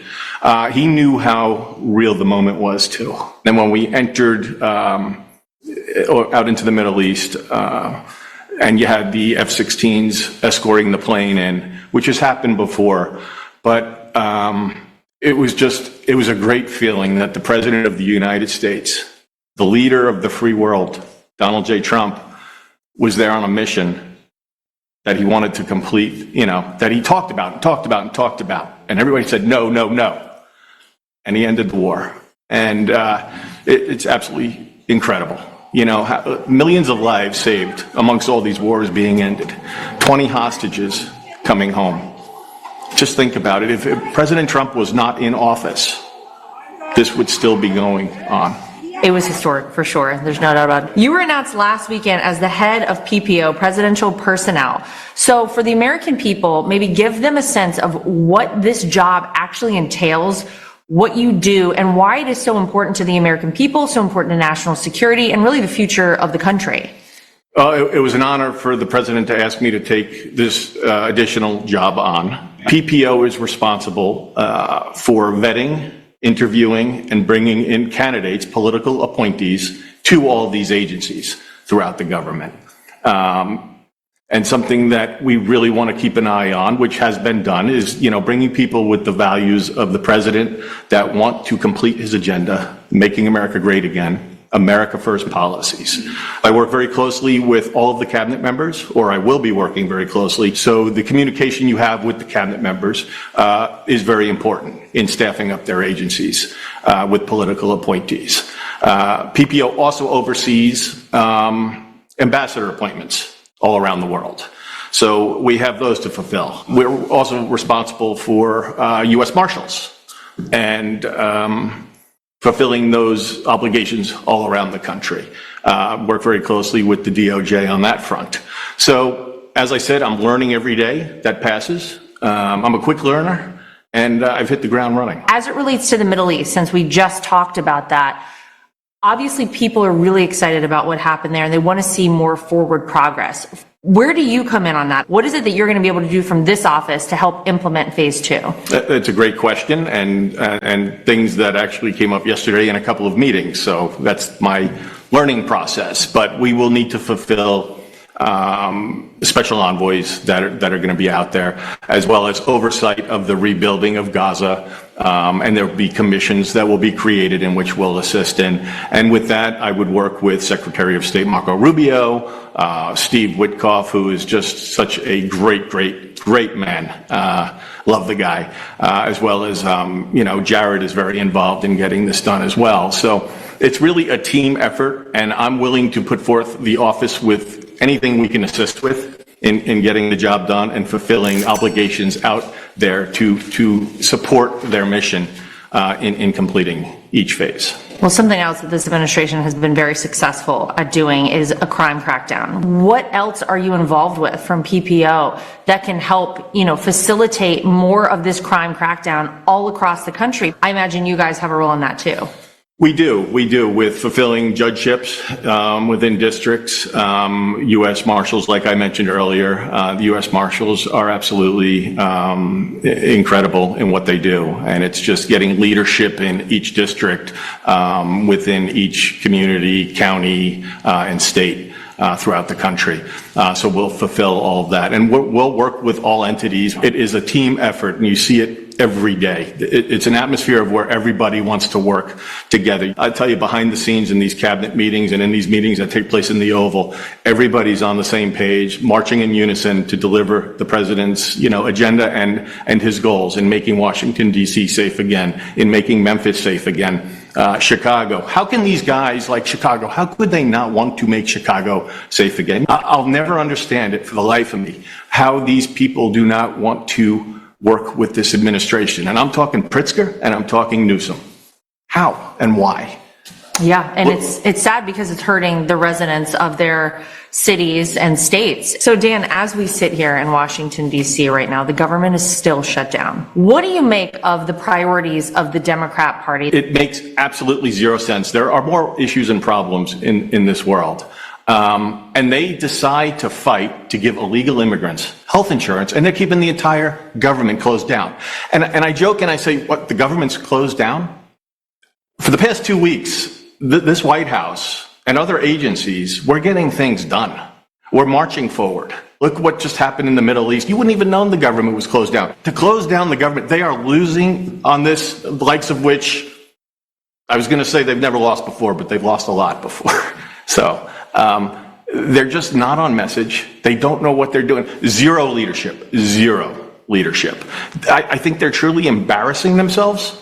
Absolutely embarrassing themselves. I know we talked very early on in this administration about the difference between President Trump, the first term, because you were here for the entirety of that, and the second term. How is he day to day now? Where do you see him overall? And I feel like the sky's the limit for this president and this administration. The differences are absolutely incredible. We're not being attacked every day or investigated every day. The head games they played, they wanted to silence us. They ultimately wanted to put us all away for life. Then when he announced for the presidency, and we went full steam ahead, we worked in courtrooms behind the scenes. We're putting out Truth Social posts. We're campaigning. We're turning his press conferences in at the conclusion of a court hearing. Butler, Pennsylvania, we talked about last time, changed everything. Literally changed everything. It was from that point forward where I knew that he would be the 47th president of the United States. And then he just brought on a great team of people when we won the presidency. I mean, it is all surreal. I don't have time to even sit back and think about it and think about what we've been through and what we've done and what we've achieved. There will never be a President Trump ever, ever, ever again. He's changing history for the better. He's fighting every day for your children, your grandchildren, your great-grandchildren, my family. That's why I do what I do. We could go out tomorrow and make millions of dollars. I instead take a government salary to fight for the American people every day. And that's everybody in this administration, all for President Trump, because they adore and they love the guy and they love the American people. They're patriots. And that's why we're here. We're on a mission. We're on a mission to deliver for everybody out there. And we're going to continue this mission. And we're going to fight hard each and every day, no matter what hit pieces come our way, no matter who tries to take us down. We're going to fight, fight, fight. Wow. So administration 1.0, not good. Administration 2.0, good. You guys get it? I get it. It's a Q-proof. Wow. Yeah. What we signed on for and what we're about to see happen is going to match perfectly, in my opinion. There's going to be no daylight between what it was that we wanted to see happen with this administration and what they're going to provide for you.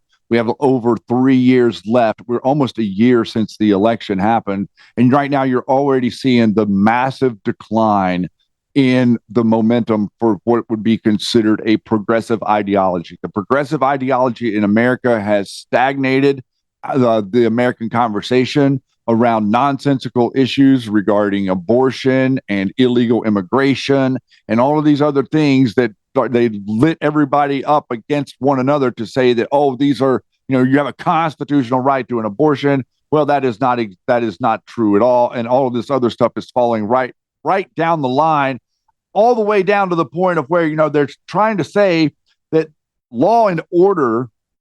implementing law and order is a military takeover. I want you to understand that, because what they did on the right for a long time, or what they did in the conspiracy circles for a long time, was they told you that the military industrial complex was going to come and they were going to round everybody up, and they were going to put all the people that decided that they didn't want to be rounded up, and they're going to put you in camps.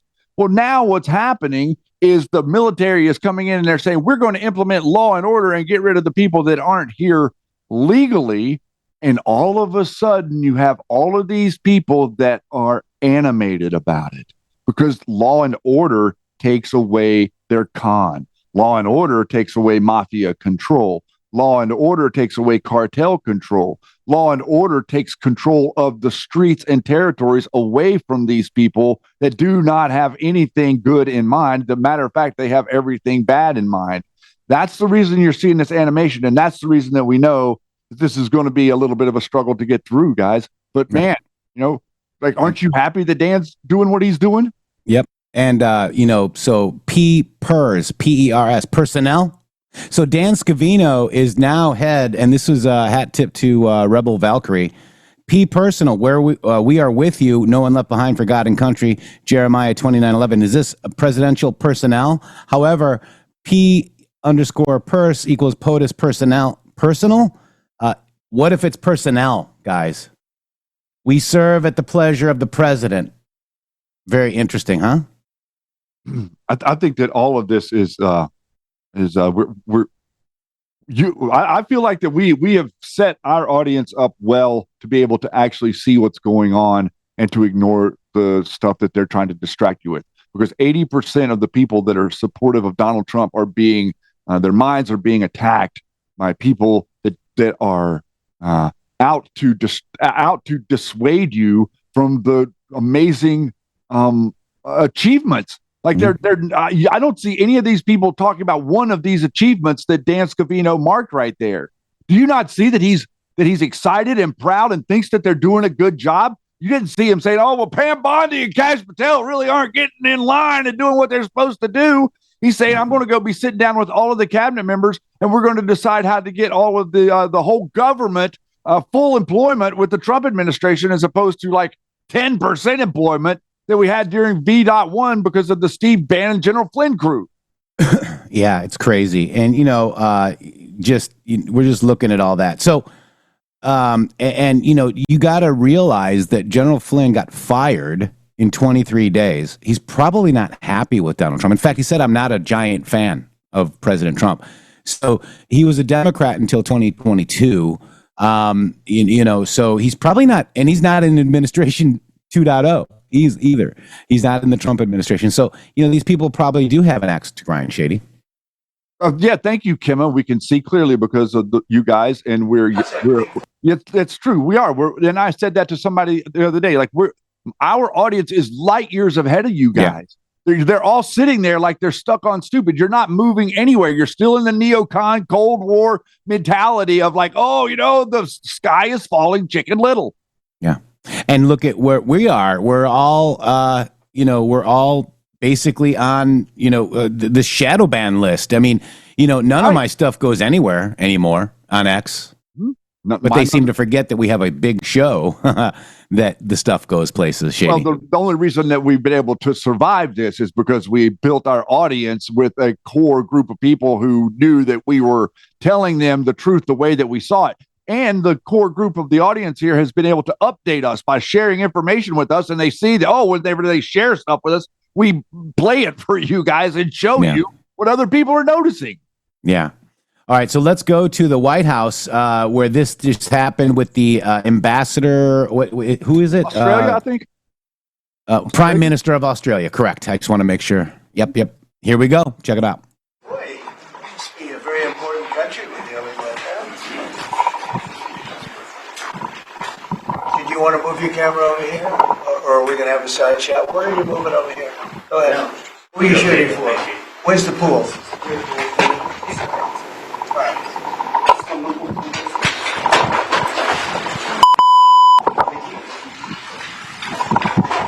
And the volume probably will get fixed, but this is as good as I did up it, Yeti. There we go. Well, thank you very much. It's great to have the Prime Minister of Australia. Fantastic place. A lot of friends over there, and this is one of them right here. The Prime Minister is, as you know, Anthony Albanese, and he's highly respected. Done very well in his election, and I hear you're very popular today, right?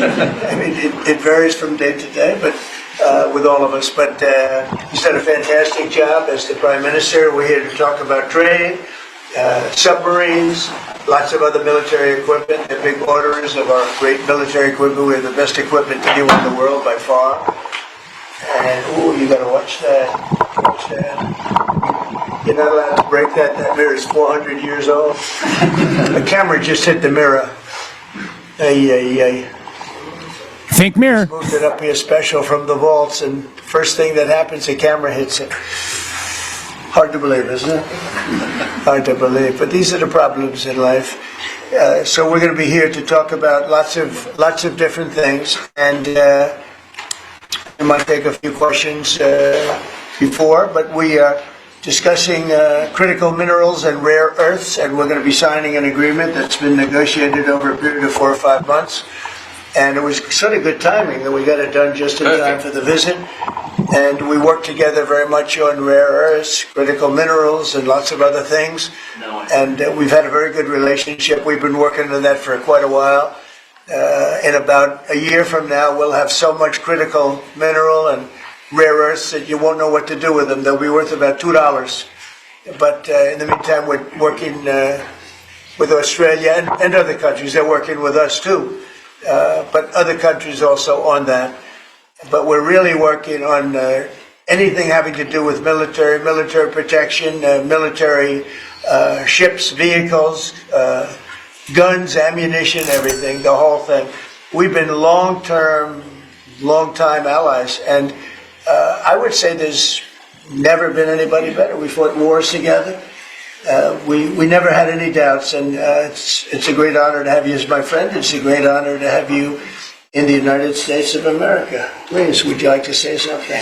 Well, thank you so much, Mr. President, for the invitation here to the White House and for showing us around the improved Oval Office, and for what you're doing around here as well, and for the great honour as well of my delegation staying just across the road. We could have walked, but they didn't let us. We drove all of 20 metres there from Blair House, but it's a great honour to be able to stay there. We are great friends and we're great allies, and this is a relationship that's been forged in the battlefields of the world. We have stood side by side for freedom and democracy, and congratulations, I must say, Mr. President, on the work that you've done with the Middle East. It's an extraordinary achievement. And on defence, we've already had a discussion about taking it to the next level. Our defence and security partnership with AUKUS is so important for us, and I thank you for the support that the administration are giving as well. You've had the Chief of the Navy here as well, which will play obviously a very critical role with the subs and increasing the security for the region and the world.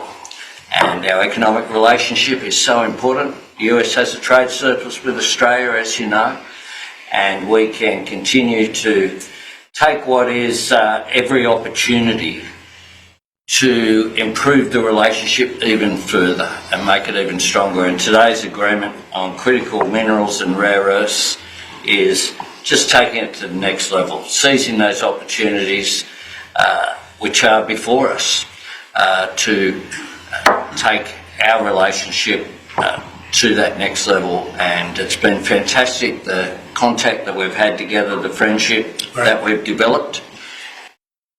Australians love America, and I think Americans kind of like Australia too. Sure, we do. And as we go forward, I think that today will be seen as a really significant day in our relationship. So I thank you very much, Mr. President. Well, thank you very much, Anthony. It's an honor to sign this, and we'll do it now. And then we'll take some questions. Some good ones, I think.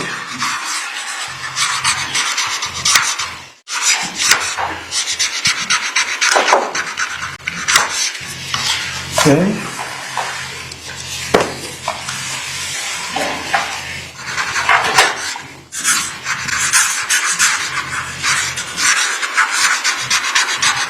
Well, this is a $8.5 billion pipeline that we have ready to go. That's right. It's all ready to go. Just getting started. And we're doing a real job on rare earth and many other things. Perhaps I could ask John to say a few words, and then we'll exchange papers. But just how are we doing on your naval purchases and all of the submarines that we're working on with Australia? How's that going? Thank you, Mr. President. Obviously, Australia is a very important ally of ours in the Indo-Pacific and in every battle. They've fought with us since World War I, and they've always been side by side. The facility that they're building, Surf West, is critical and very important to our ability to project power in the Indo-Pacific and work with our allies. So we're working very closely. I think what we're really trying to do is take the original AUKUS framework and improve it for all three parties and make it better and clarify some of the ambiguity that was in the prior agreement. So it should be a win-win for everybody. And the submarines that we're building for Australia are starting to really move along, right? The process is getting very exciting, isn't it? We're getting better. That's good. Very good. It's going to be great. Thank you very much. Maybe we'll hold this up. Okay.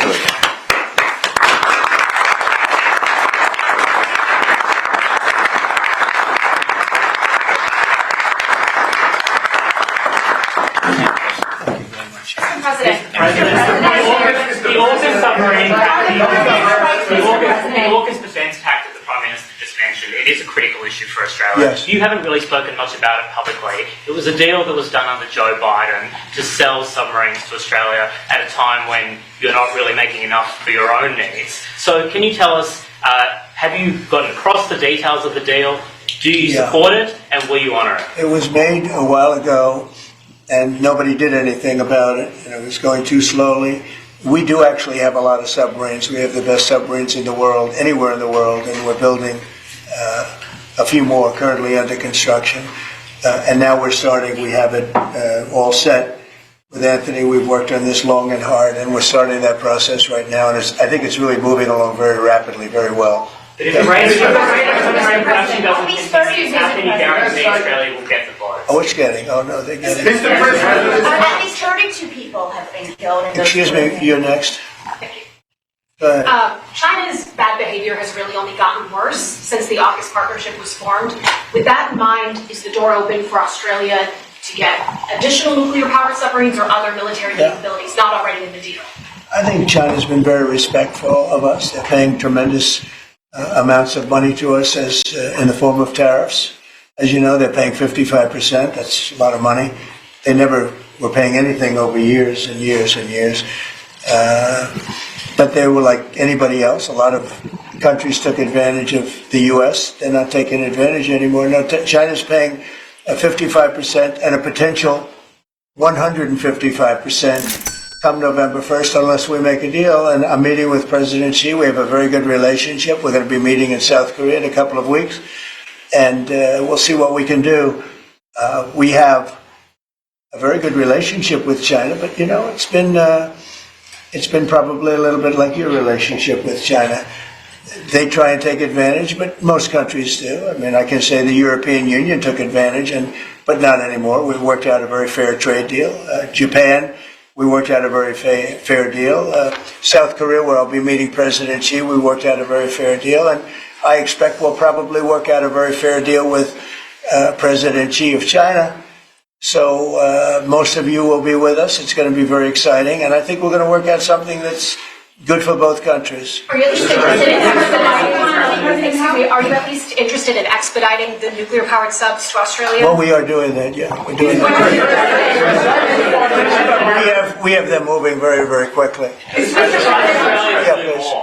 President, I don't think you've ever been to Australia. Have you thought about coming to Australia and trying out some of the golf courses? I would, and I actually have been to Australia, and I did play one of your great golf courses. They have great golf courses there. But I have been to Australia, actually. Will you come again? Oh, I would. In fact, I've been invited to go, and Indeed. I'll have to give it serious consideration. No, it's a real possibility. Did the Prime Minister invite you today? He did. And perhaps we could time it, must be said, with the President's Cup that Australia has as well. What is the President's Cup? We'll organise it at a time suitable for you, Mr. President. Please, in the back, please. Yeah, in the back, please. Yeah, Mr. President, the Prime Minister mentioned that there's a trade imbalance that's very heavily in America's favour. Why does America slap such heavy tariffs on a friend and ally? Well, we don't, yeah. Well, we do in some cases. We do in many cases because we've been treated unfairly. But actually, the tariffs are very light.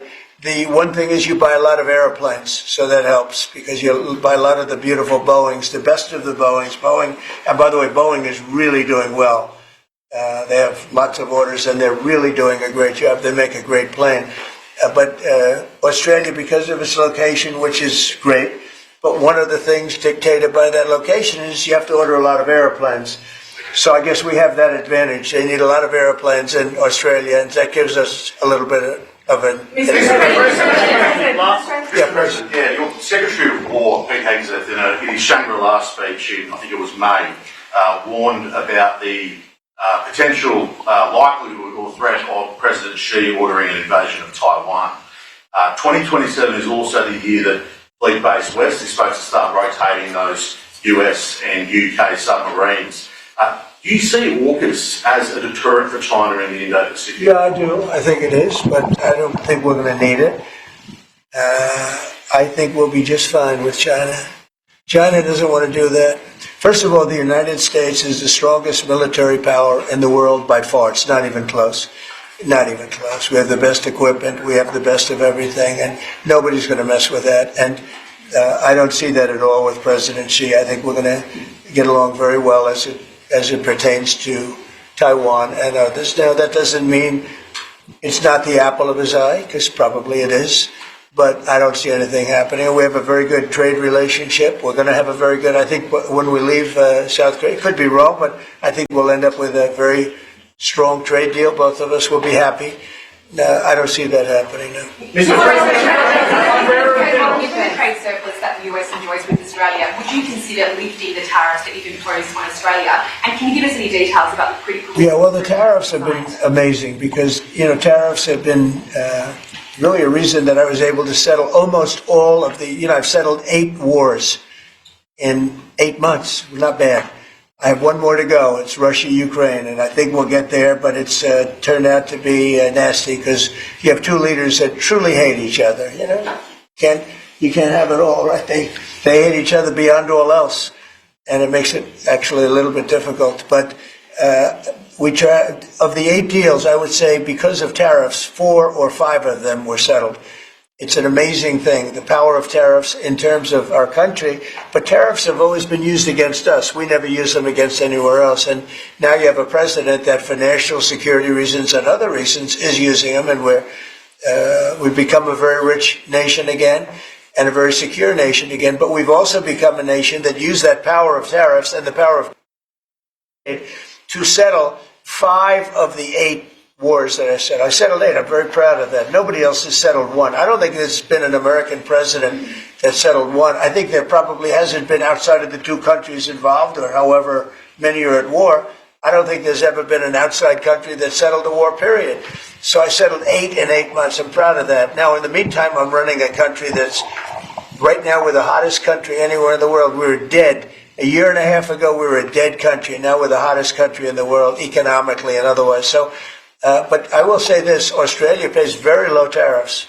Very, very low tariffs. In fact, Australia pays among the lowest tariffs. Go ahead. Mr. President, there's been concern in Australia that it's taken 9 months to get this meeting. Have you had any concerns with this administration with its stance on Palestine, climate change, or even things the ambassador said about you in the past, the Australian ambassador? I don't know anything about him. I mean, if he said bad, then maybe he'll like to apologize. I really don't know.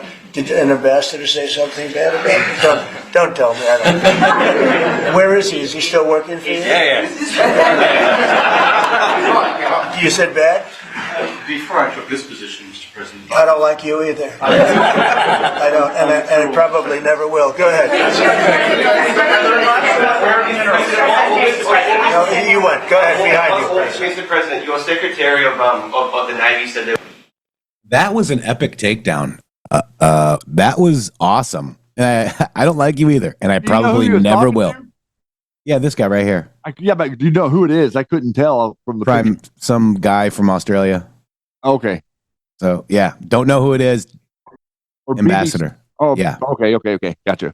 Yeah. Wow. Well, I'll just tell you like it is. Yeah, I don't like you either, and probably never will. There will be some clarifications around some ambiguities on AUKUS. Can you tell us Well, he'll get that taken care of. These are just minor details. Can I ask you specifically on... John, you're going to get that taken care of, right? Correct. There shouldn't be any more clarifications because we're just going now full steam ahead building. Yeah, please. Thank you, Mr. President. Are you now satisfied with Australia's defence investment, or do you want Australia to invest more in defence? Well, I'd always like more, but they have to do what they have to do. You know, you can only do so much.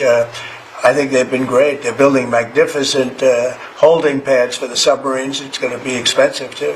You wouldn't believe the level of complexity, right, and how expensive it is. They're building tremendous docking because they have a lot of ships and a lot of things happening. And I think their military has been very strong, very, very strong. Over here, please. Mr. President, on the war that you haven't solved yet, the Ukraine-Russia situation, have you now locked in a meeting? And can you explain, just a few weeks ago at UNGA, you said that Ukraine could possibly win the war and keep its territory, but now the story seems something different. They will, but they could still win it. I never said they would win it. I said they could win. Anything can happen. You know, war is a very strange thing.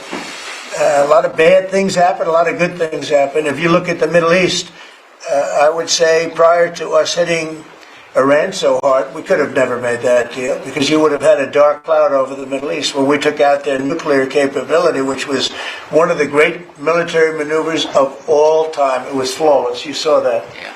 Those magnificent B-2s. I mean, that was a flawless move that was done by some very talented people, headed up by Pete and everybody else, and our great generals, and General in particular, Raisin Kane. We did a great job. And when that happened, everything was different, and we were able to get a deal. If we didn't do that, if it wasn't, you know, they wanted to do that for 22 years, Mr. Prime Minister. For 22 years, I had the pilots here, the B-2 pilots, and they came to the Oval Office, and I thought they deserved it. They flew 37 hours back and forth. We had 52 tankers up there. We had a lot of planes up there with them, but they were the primary plane. But we had a lot of planes, F-22s and F-35s and F-16. We had a lot of planes. But we had 52 tankers. Can you believe that? And it was just like a flawless mission. And when it was finished, the Middle East just opened up. Amazing. And they've wanted to do it for 22 years. The pilots came up to me. They said, you know, for 22 years we practiced this maneuver 3 times a year for 22 years. Our predecessors and us. These are now young pilots, you know, but they're older now. Predecessors practiced it, and they said we never had a president that would let us do it, but I let them do it, and it totally opened up the Middle East. It took the cloud over the. You know, we had a dark cloud over the Middle East, and now it's all. I mean, we have a little situation relatively with Hamas, and that will be taken care of very quickly if they don't straighten it out themselves, because they're in violation of their agreement.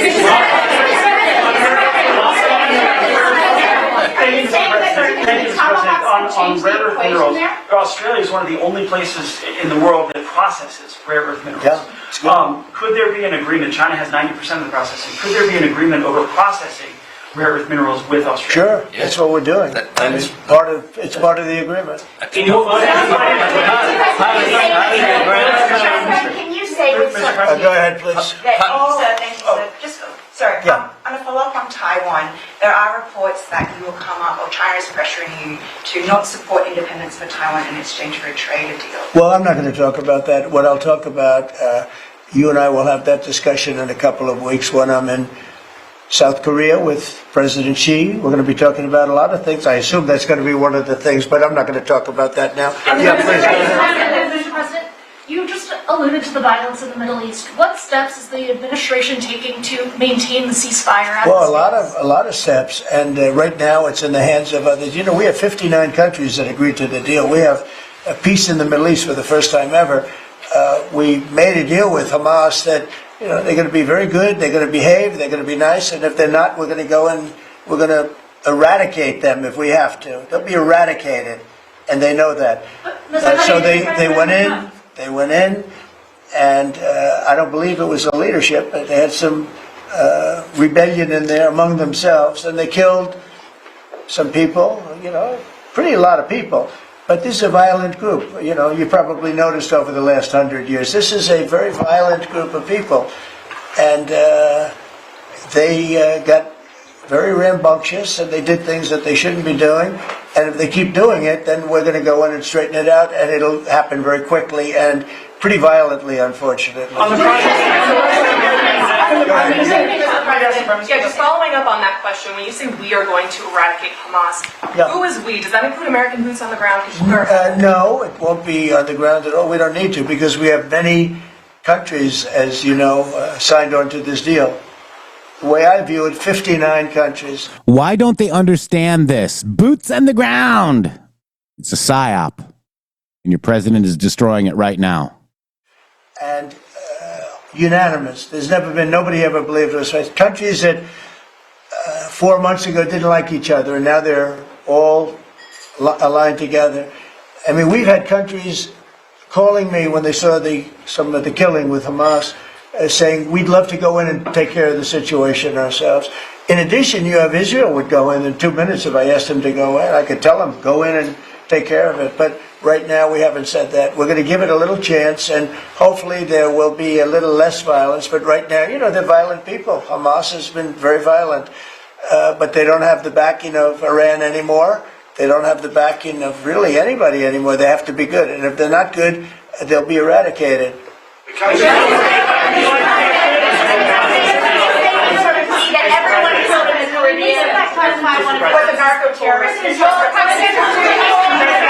Oh my God. Were any innocent civilians killed in the Caribbean, Mr. President?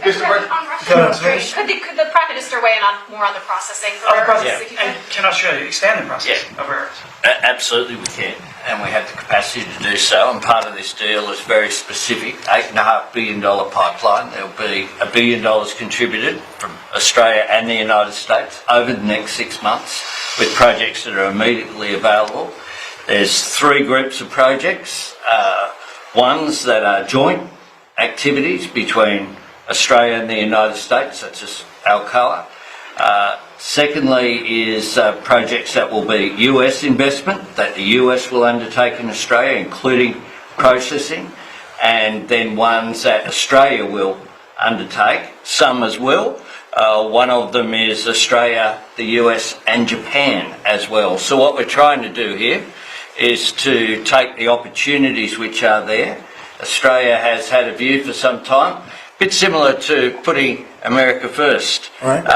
Our plan's called A Future Made in Australia, which is about not just digging things up and exporting them, but how do we make sure that we have across the supply chains with our friends being able to benefit, seize those opportunities. So we certainly see part of what this is about isn't just digging things up, it's also about processing, including the joint ventures between Australia and the United States. Can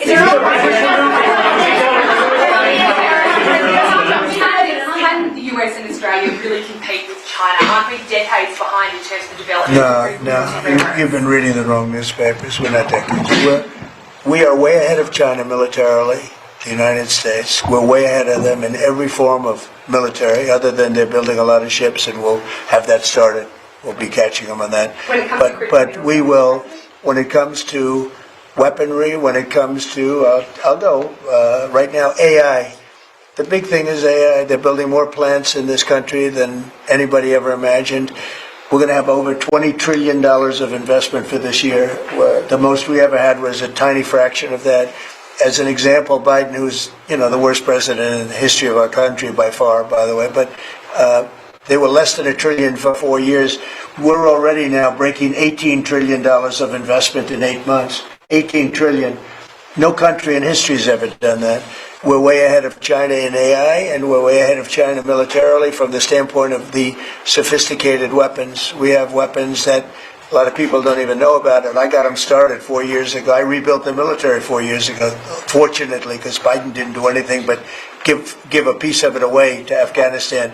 Fortunately, as much as it sounded like it was a small part of what I built, but the Afghanistan giveaway was one of the worst. That was probably the most embarrassing day in the period in the history of our country.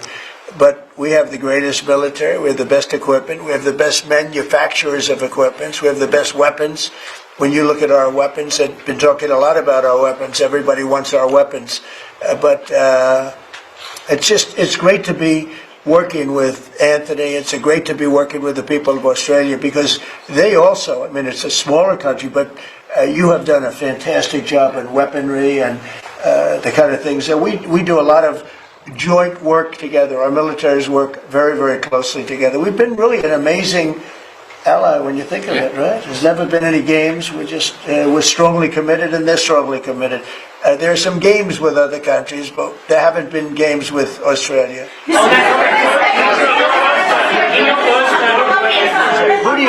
Where do you come from? I'm from Australia. Who are you with? The Sydney Morning Herald. Nasty guy. Go ahead. Oh, sorry, I was just going to ask. All right, go ahead.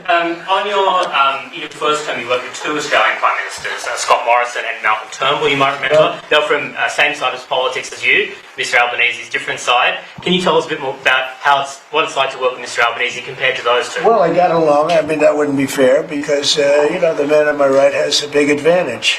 You know that, right?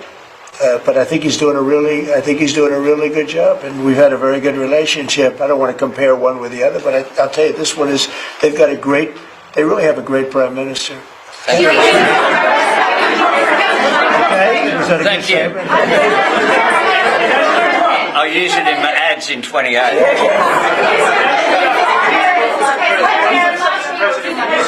President Putin on Thursday. Did you discuss his ongoing attacks on civilian areas in Ukraine? Yeah. Did you say cut it out? Did you say show an article of good faith to me? I did. But as you know, most of the people dying are soldiers. The soldiers that are dying in Russia and Ukraine, it's unbelievable. 5,000 to 7,000 a week. Can you believe it? And I look at that and I say it's pretty amazing. But in addition to that, there are attacks on Kiev and some of the other places. And it's human lives, but the big number of human lives are soldiers that are being killed in the battlefield. Anywhere from 5,000 to 7,000, sometimes more than that every single week. It's not even believable. It's a bloodbath. It's the worst since the Second World War, the worst number of people. And it doesn't affect us in any way. We don't pay anything because now they pay us for the weapons that they get. The NATO is paying us for the weapons, as you know. It doesn't affect. I guess you could say that's a positive thing. They pay us, but I'm not interested in that. I did straighten it out. Biden gave them $350 billion. Can you believe it? And all they did is get deeper in. It's a shame. Gave them $350 billion. A lot of lives were lost. That's a war that would have never happened if I were president. But we do speak about that. I speak about all of the lives, but I do speak about the civilian lives. Yeah. The First Lady has done such an amazing job on the Ukrainian children who were abducted by Russia. Would you support Senator Lindsey Graham's bill to declare Russia a terrorist state? And you have within your power the most powerful man on earth. Why don't you just enable Ukraine to finish this war tomorrow?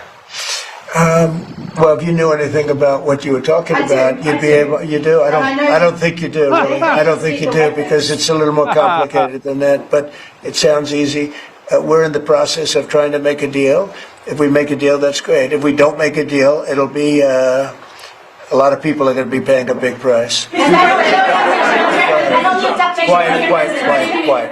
Go ahead. A question to both of you, if you don't mind. I love his haircut. I'm gonna try that. No, I love it. Go ahead. So, as we all know, China controls 90% of the global supply of critical minerals. They have launched attacks on Australian companies, primarily Lynas Rare Earths. What will happen to China if they don't play fair with this? So, it's a very interesting question. We have a tremendous power, and that's the power of tariff. And I think that China will come to the table and make a very fair deal, because if they don't, they're going to be paying us 157% in tariffs. Right now, they're paying 55 to 57%. When I was first president, first term, we had the greatest economy we've ever had. And as you know, people don't write too much about it, but China paid us hundreds of billions of dollars worth of money for tariffs.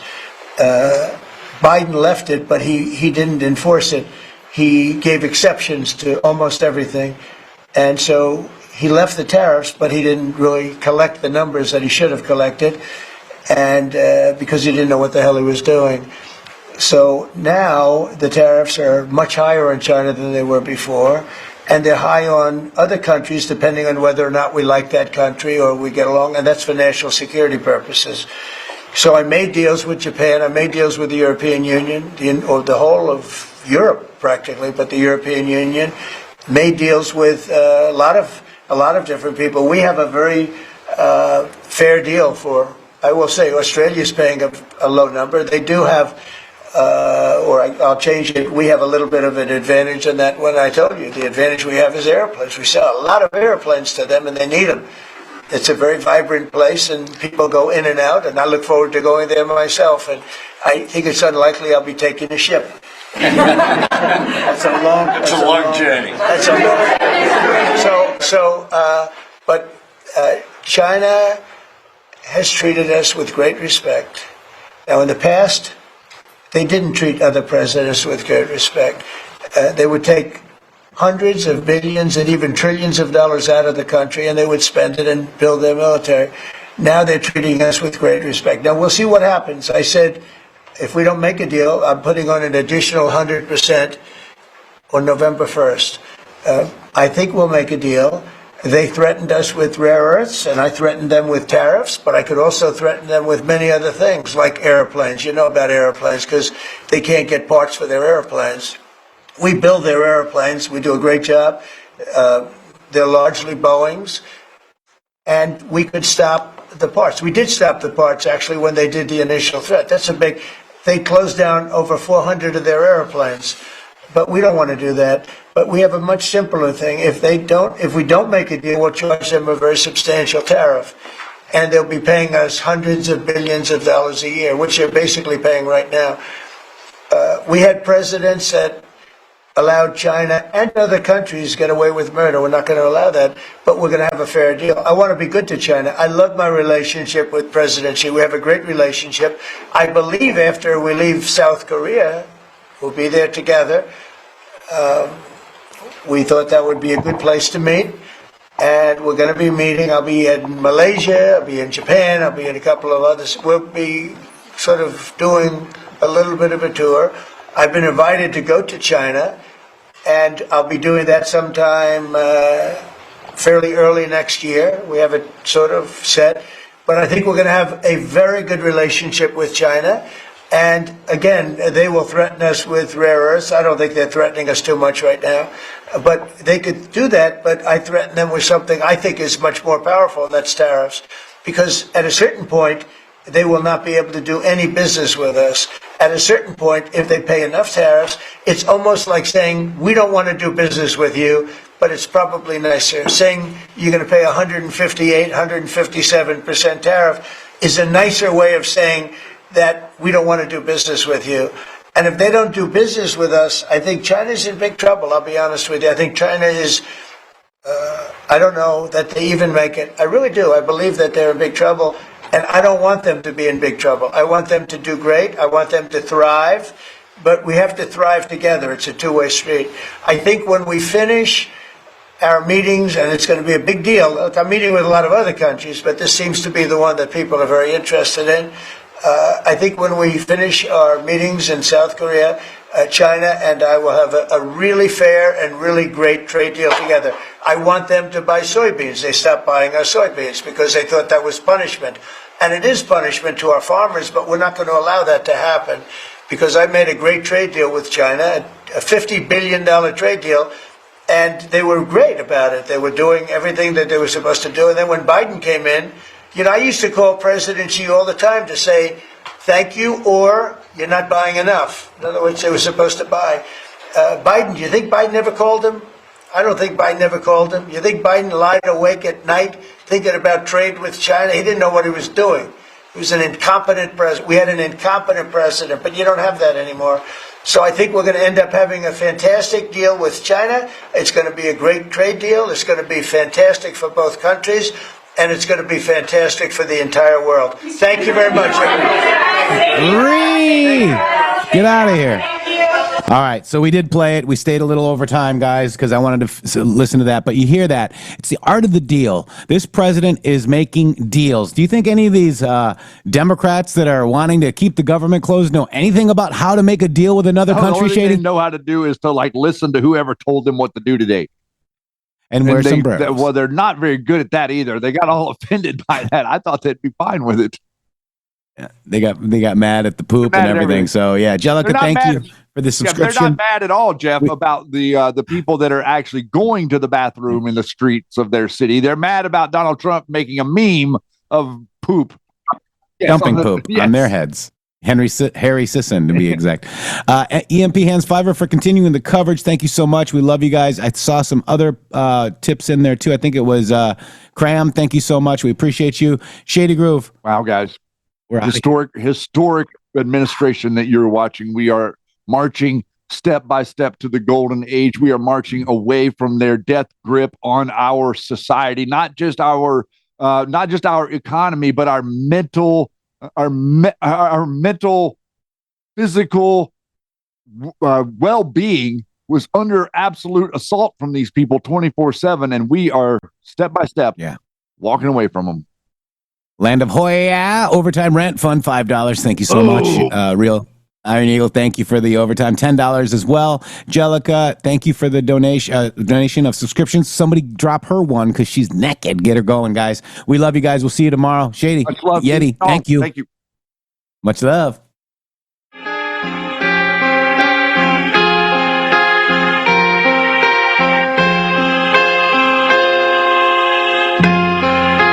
Well, perhaps there is a simple answer. Not an easy answer, but simple. If you and I have the courage to tell our elected officials that we want our national policy based on what we know in our hearts is morally right, we'll preserve for our children this, the last best hope of man on earth, or we'll sentence them to take the last step into 1,000 years of darkness. Every time that I look in the mirror, all these lines in my face getting clearer. The past is gone, it went by like dust to dawn. Isn't that the way? Everybody's got the dues in life to pay.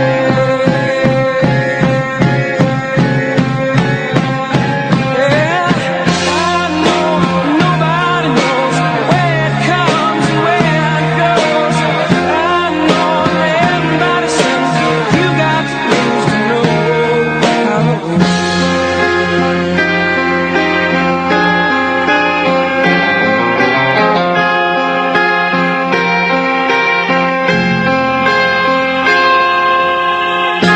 Half my life's in books, written pages, live and learn from fools and from sages.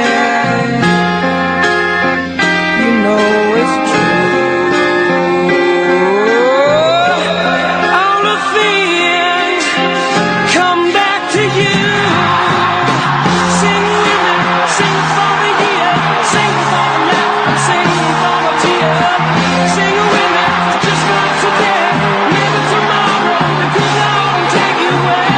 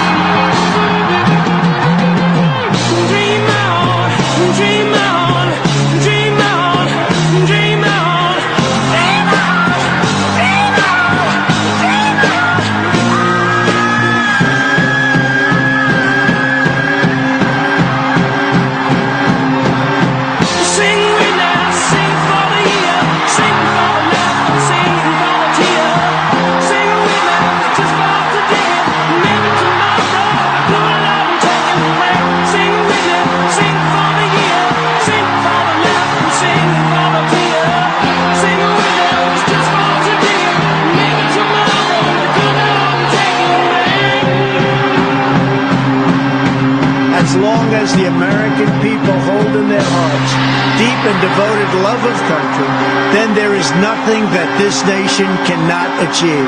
The best is yet to come. Where we go one, we go all. www.mg.show.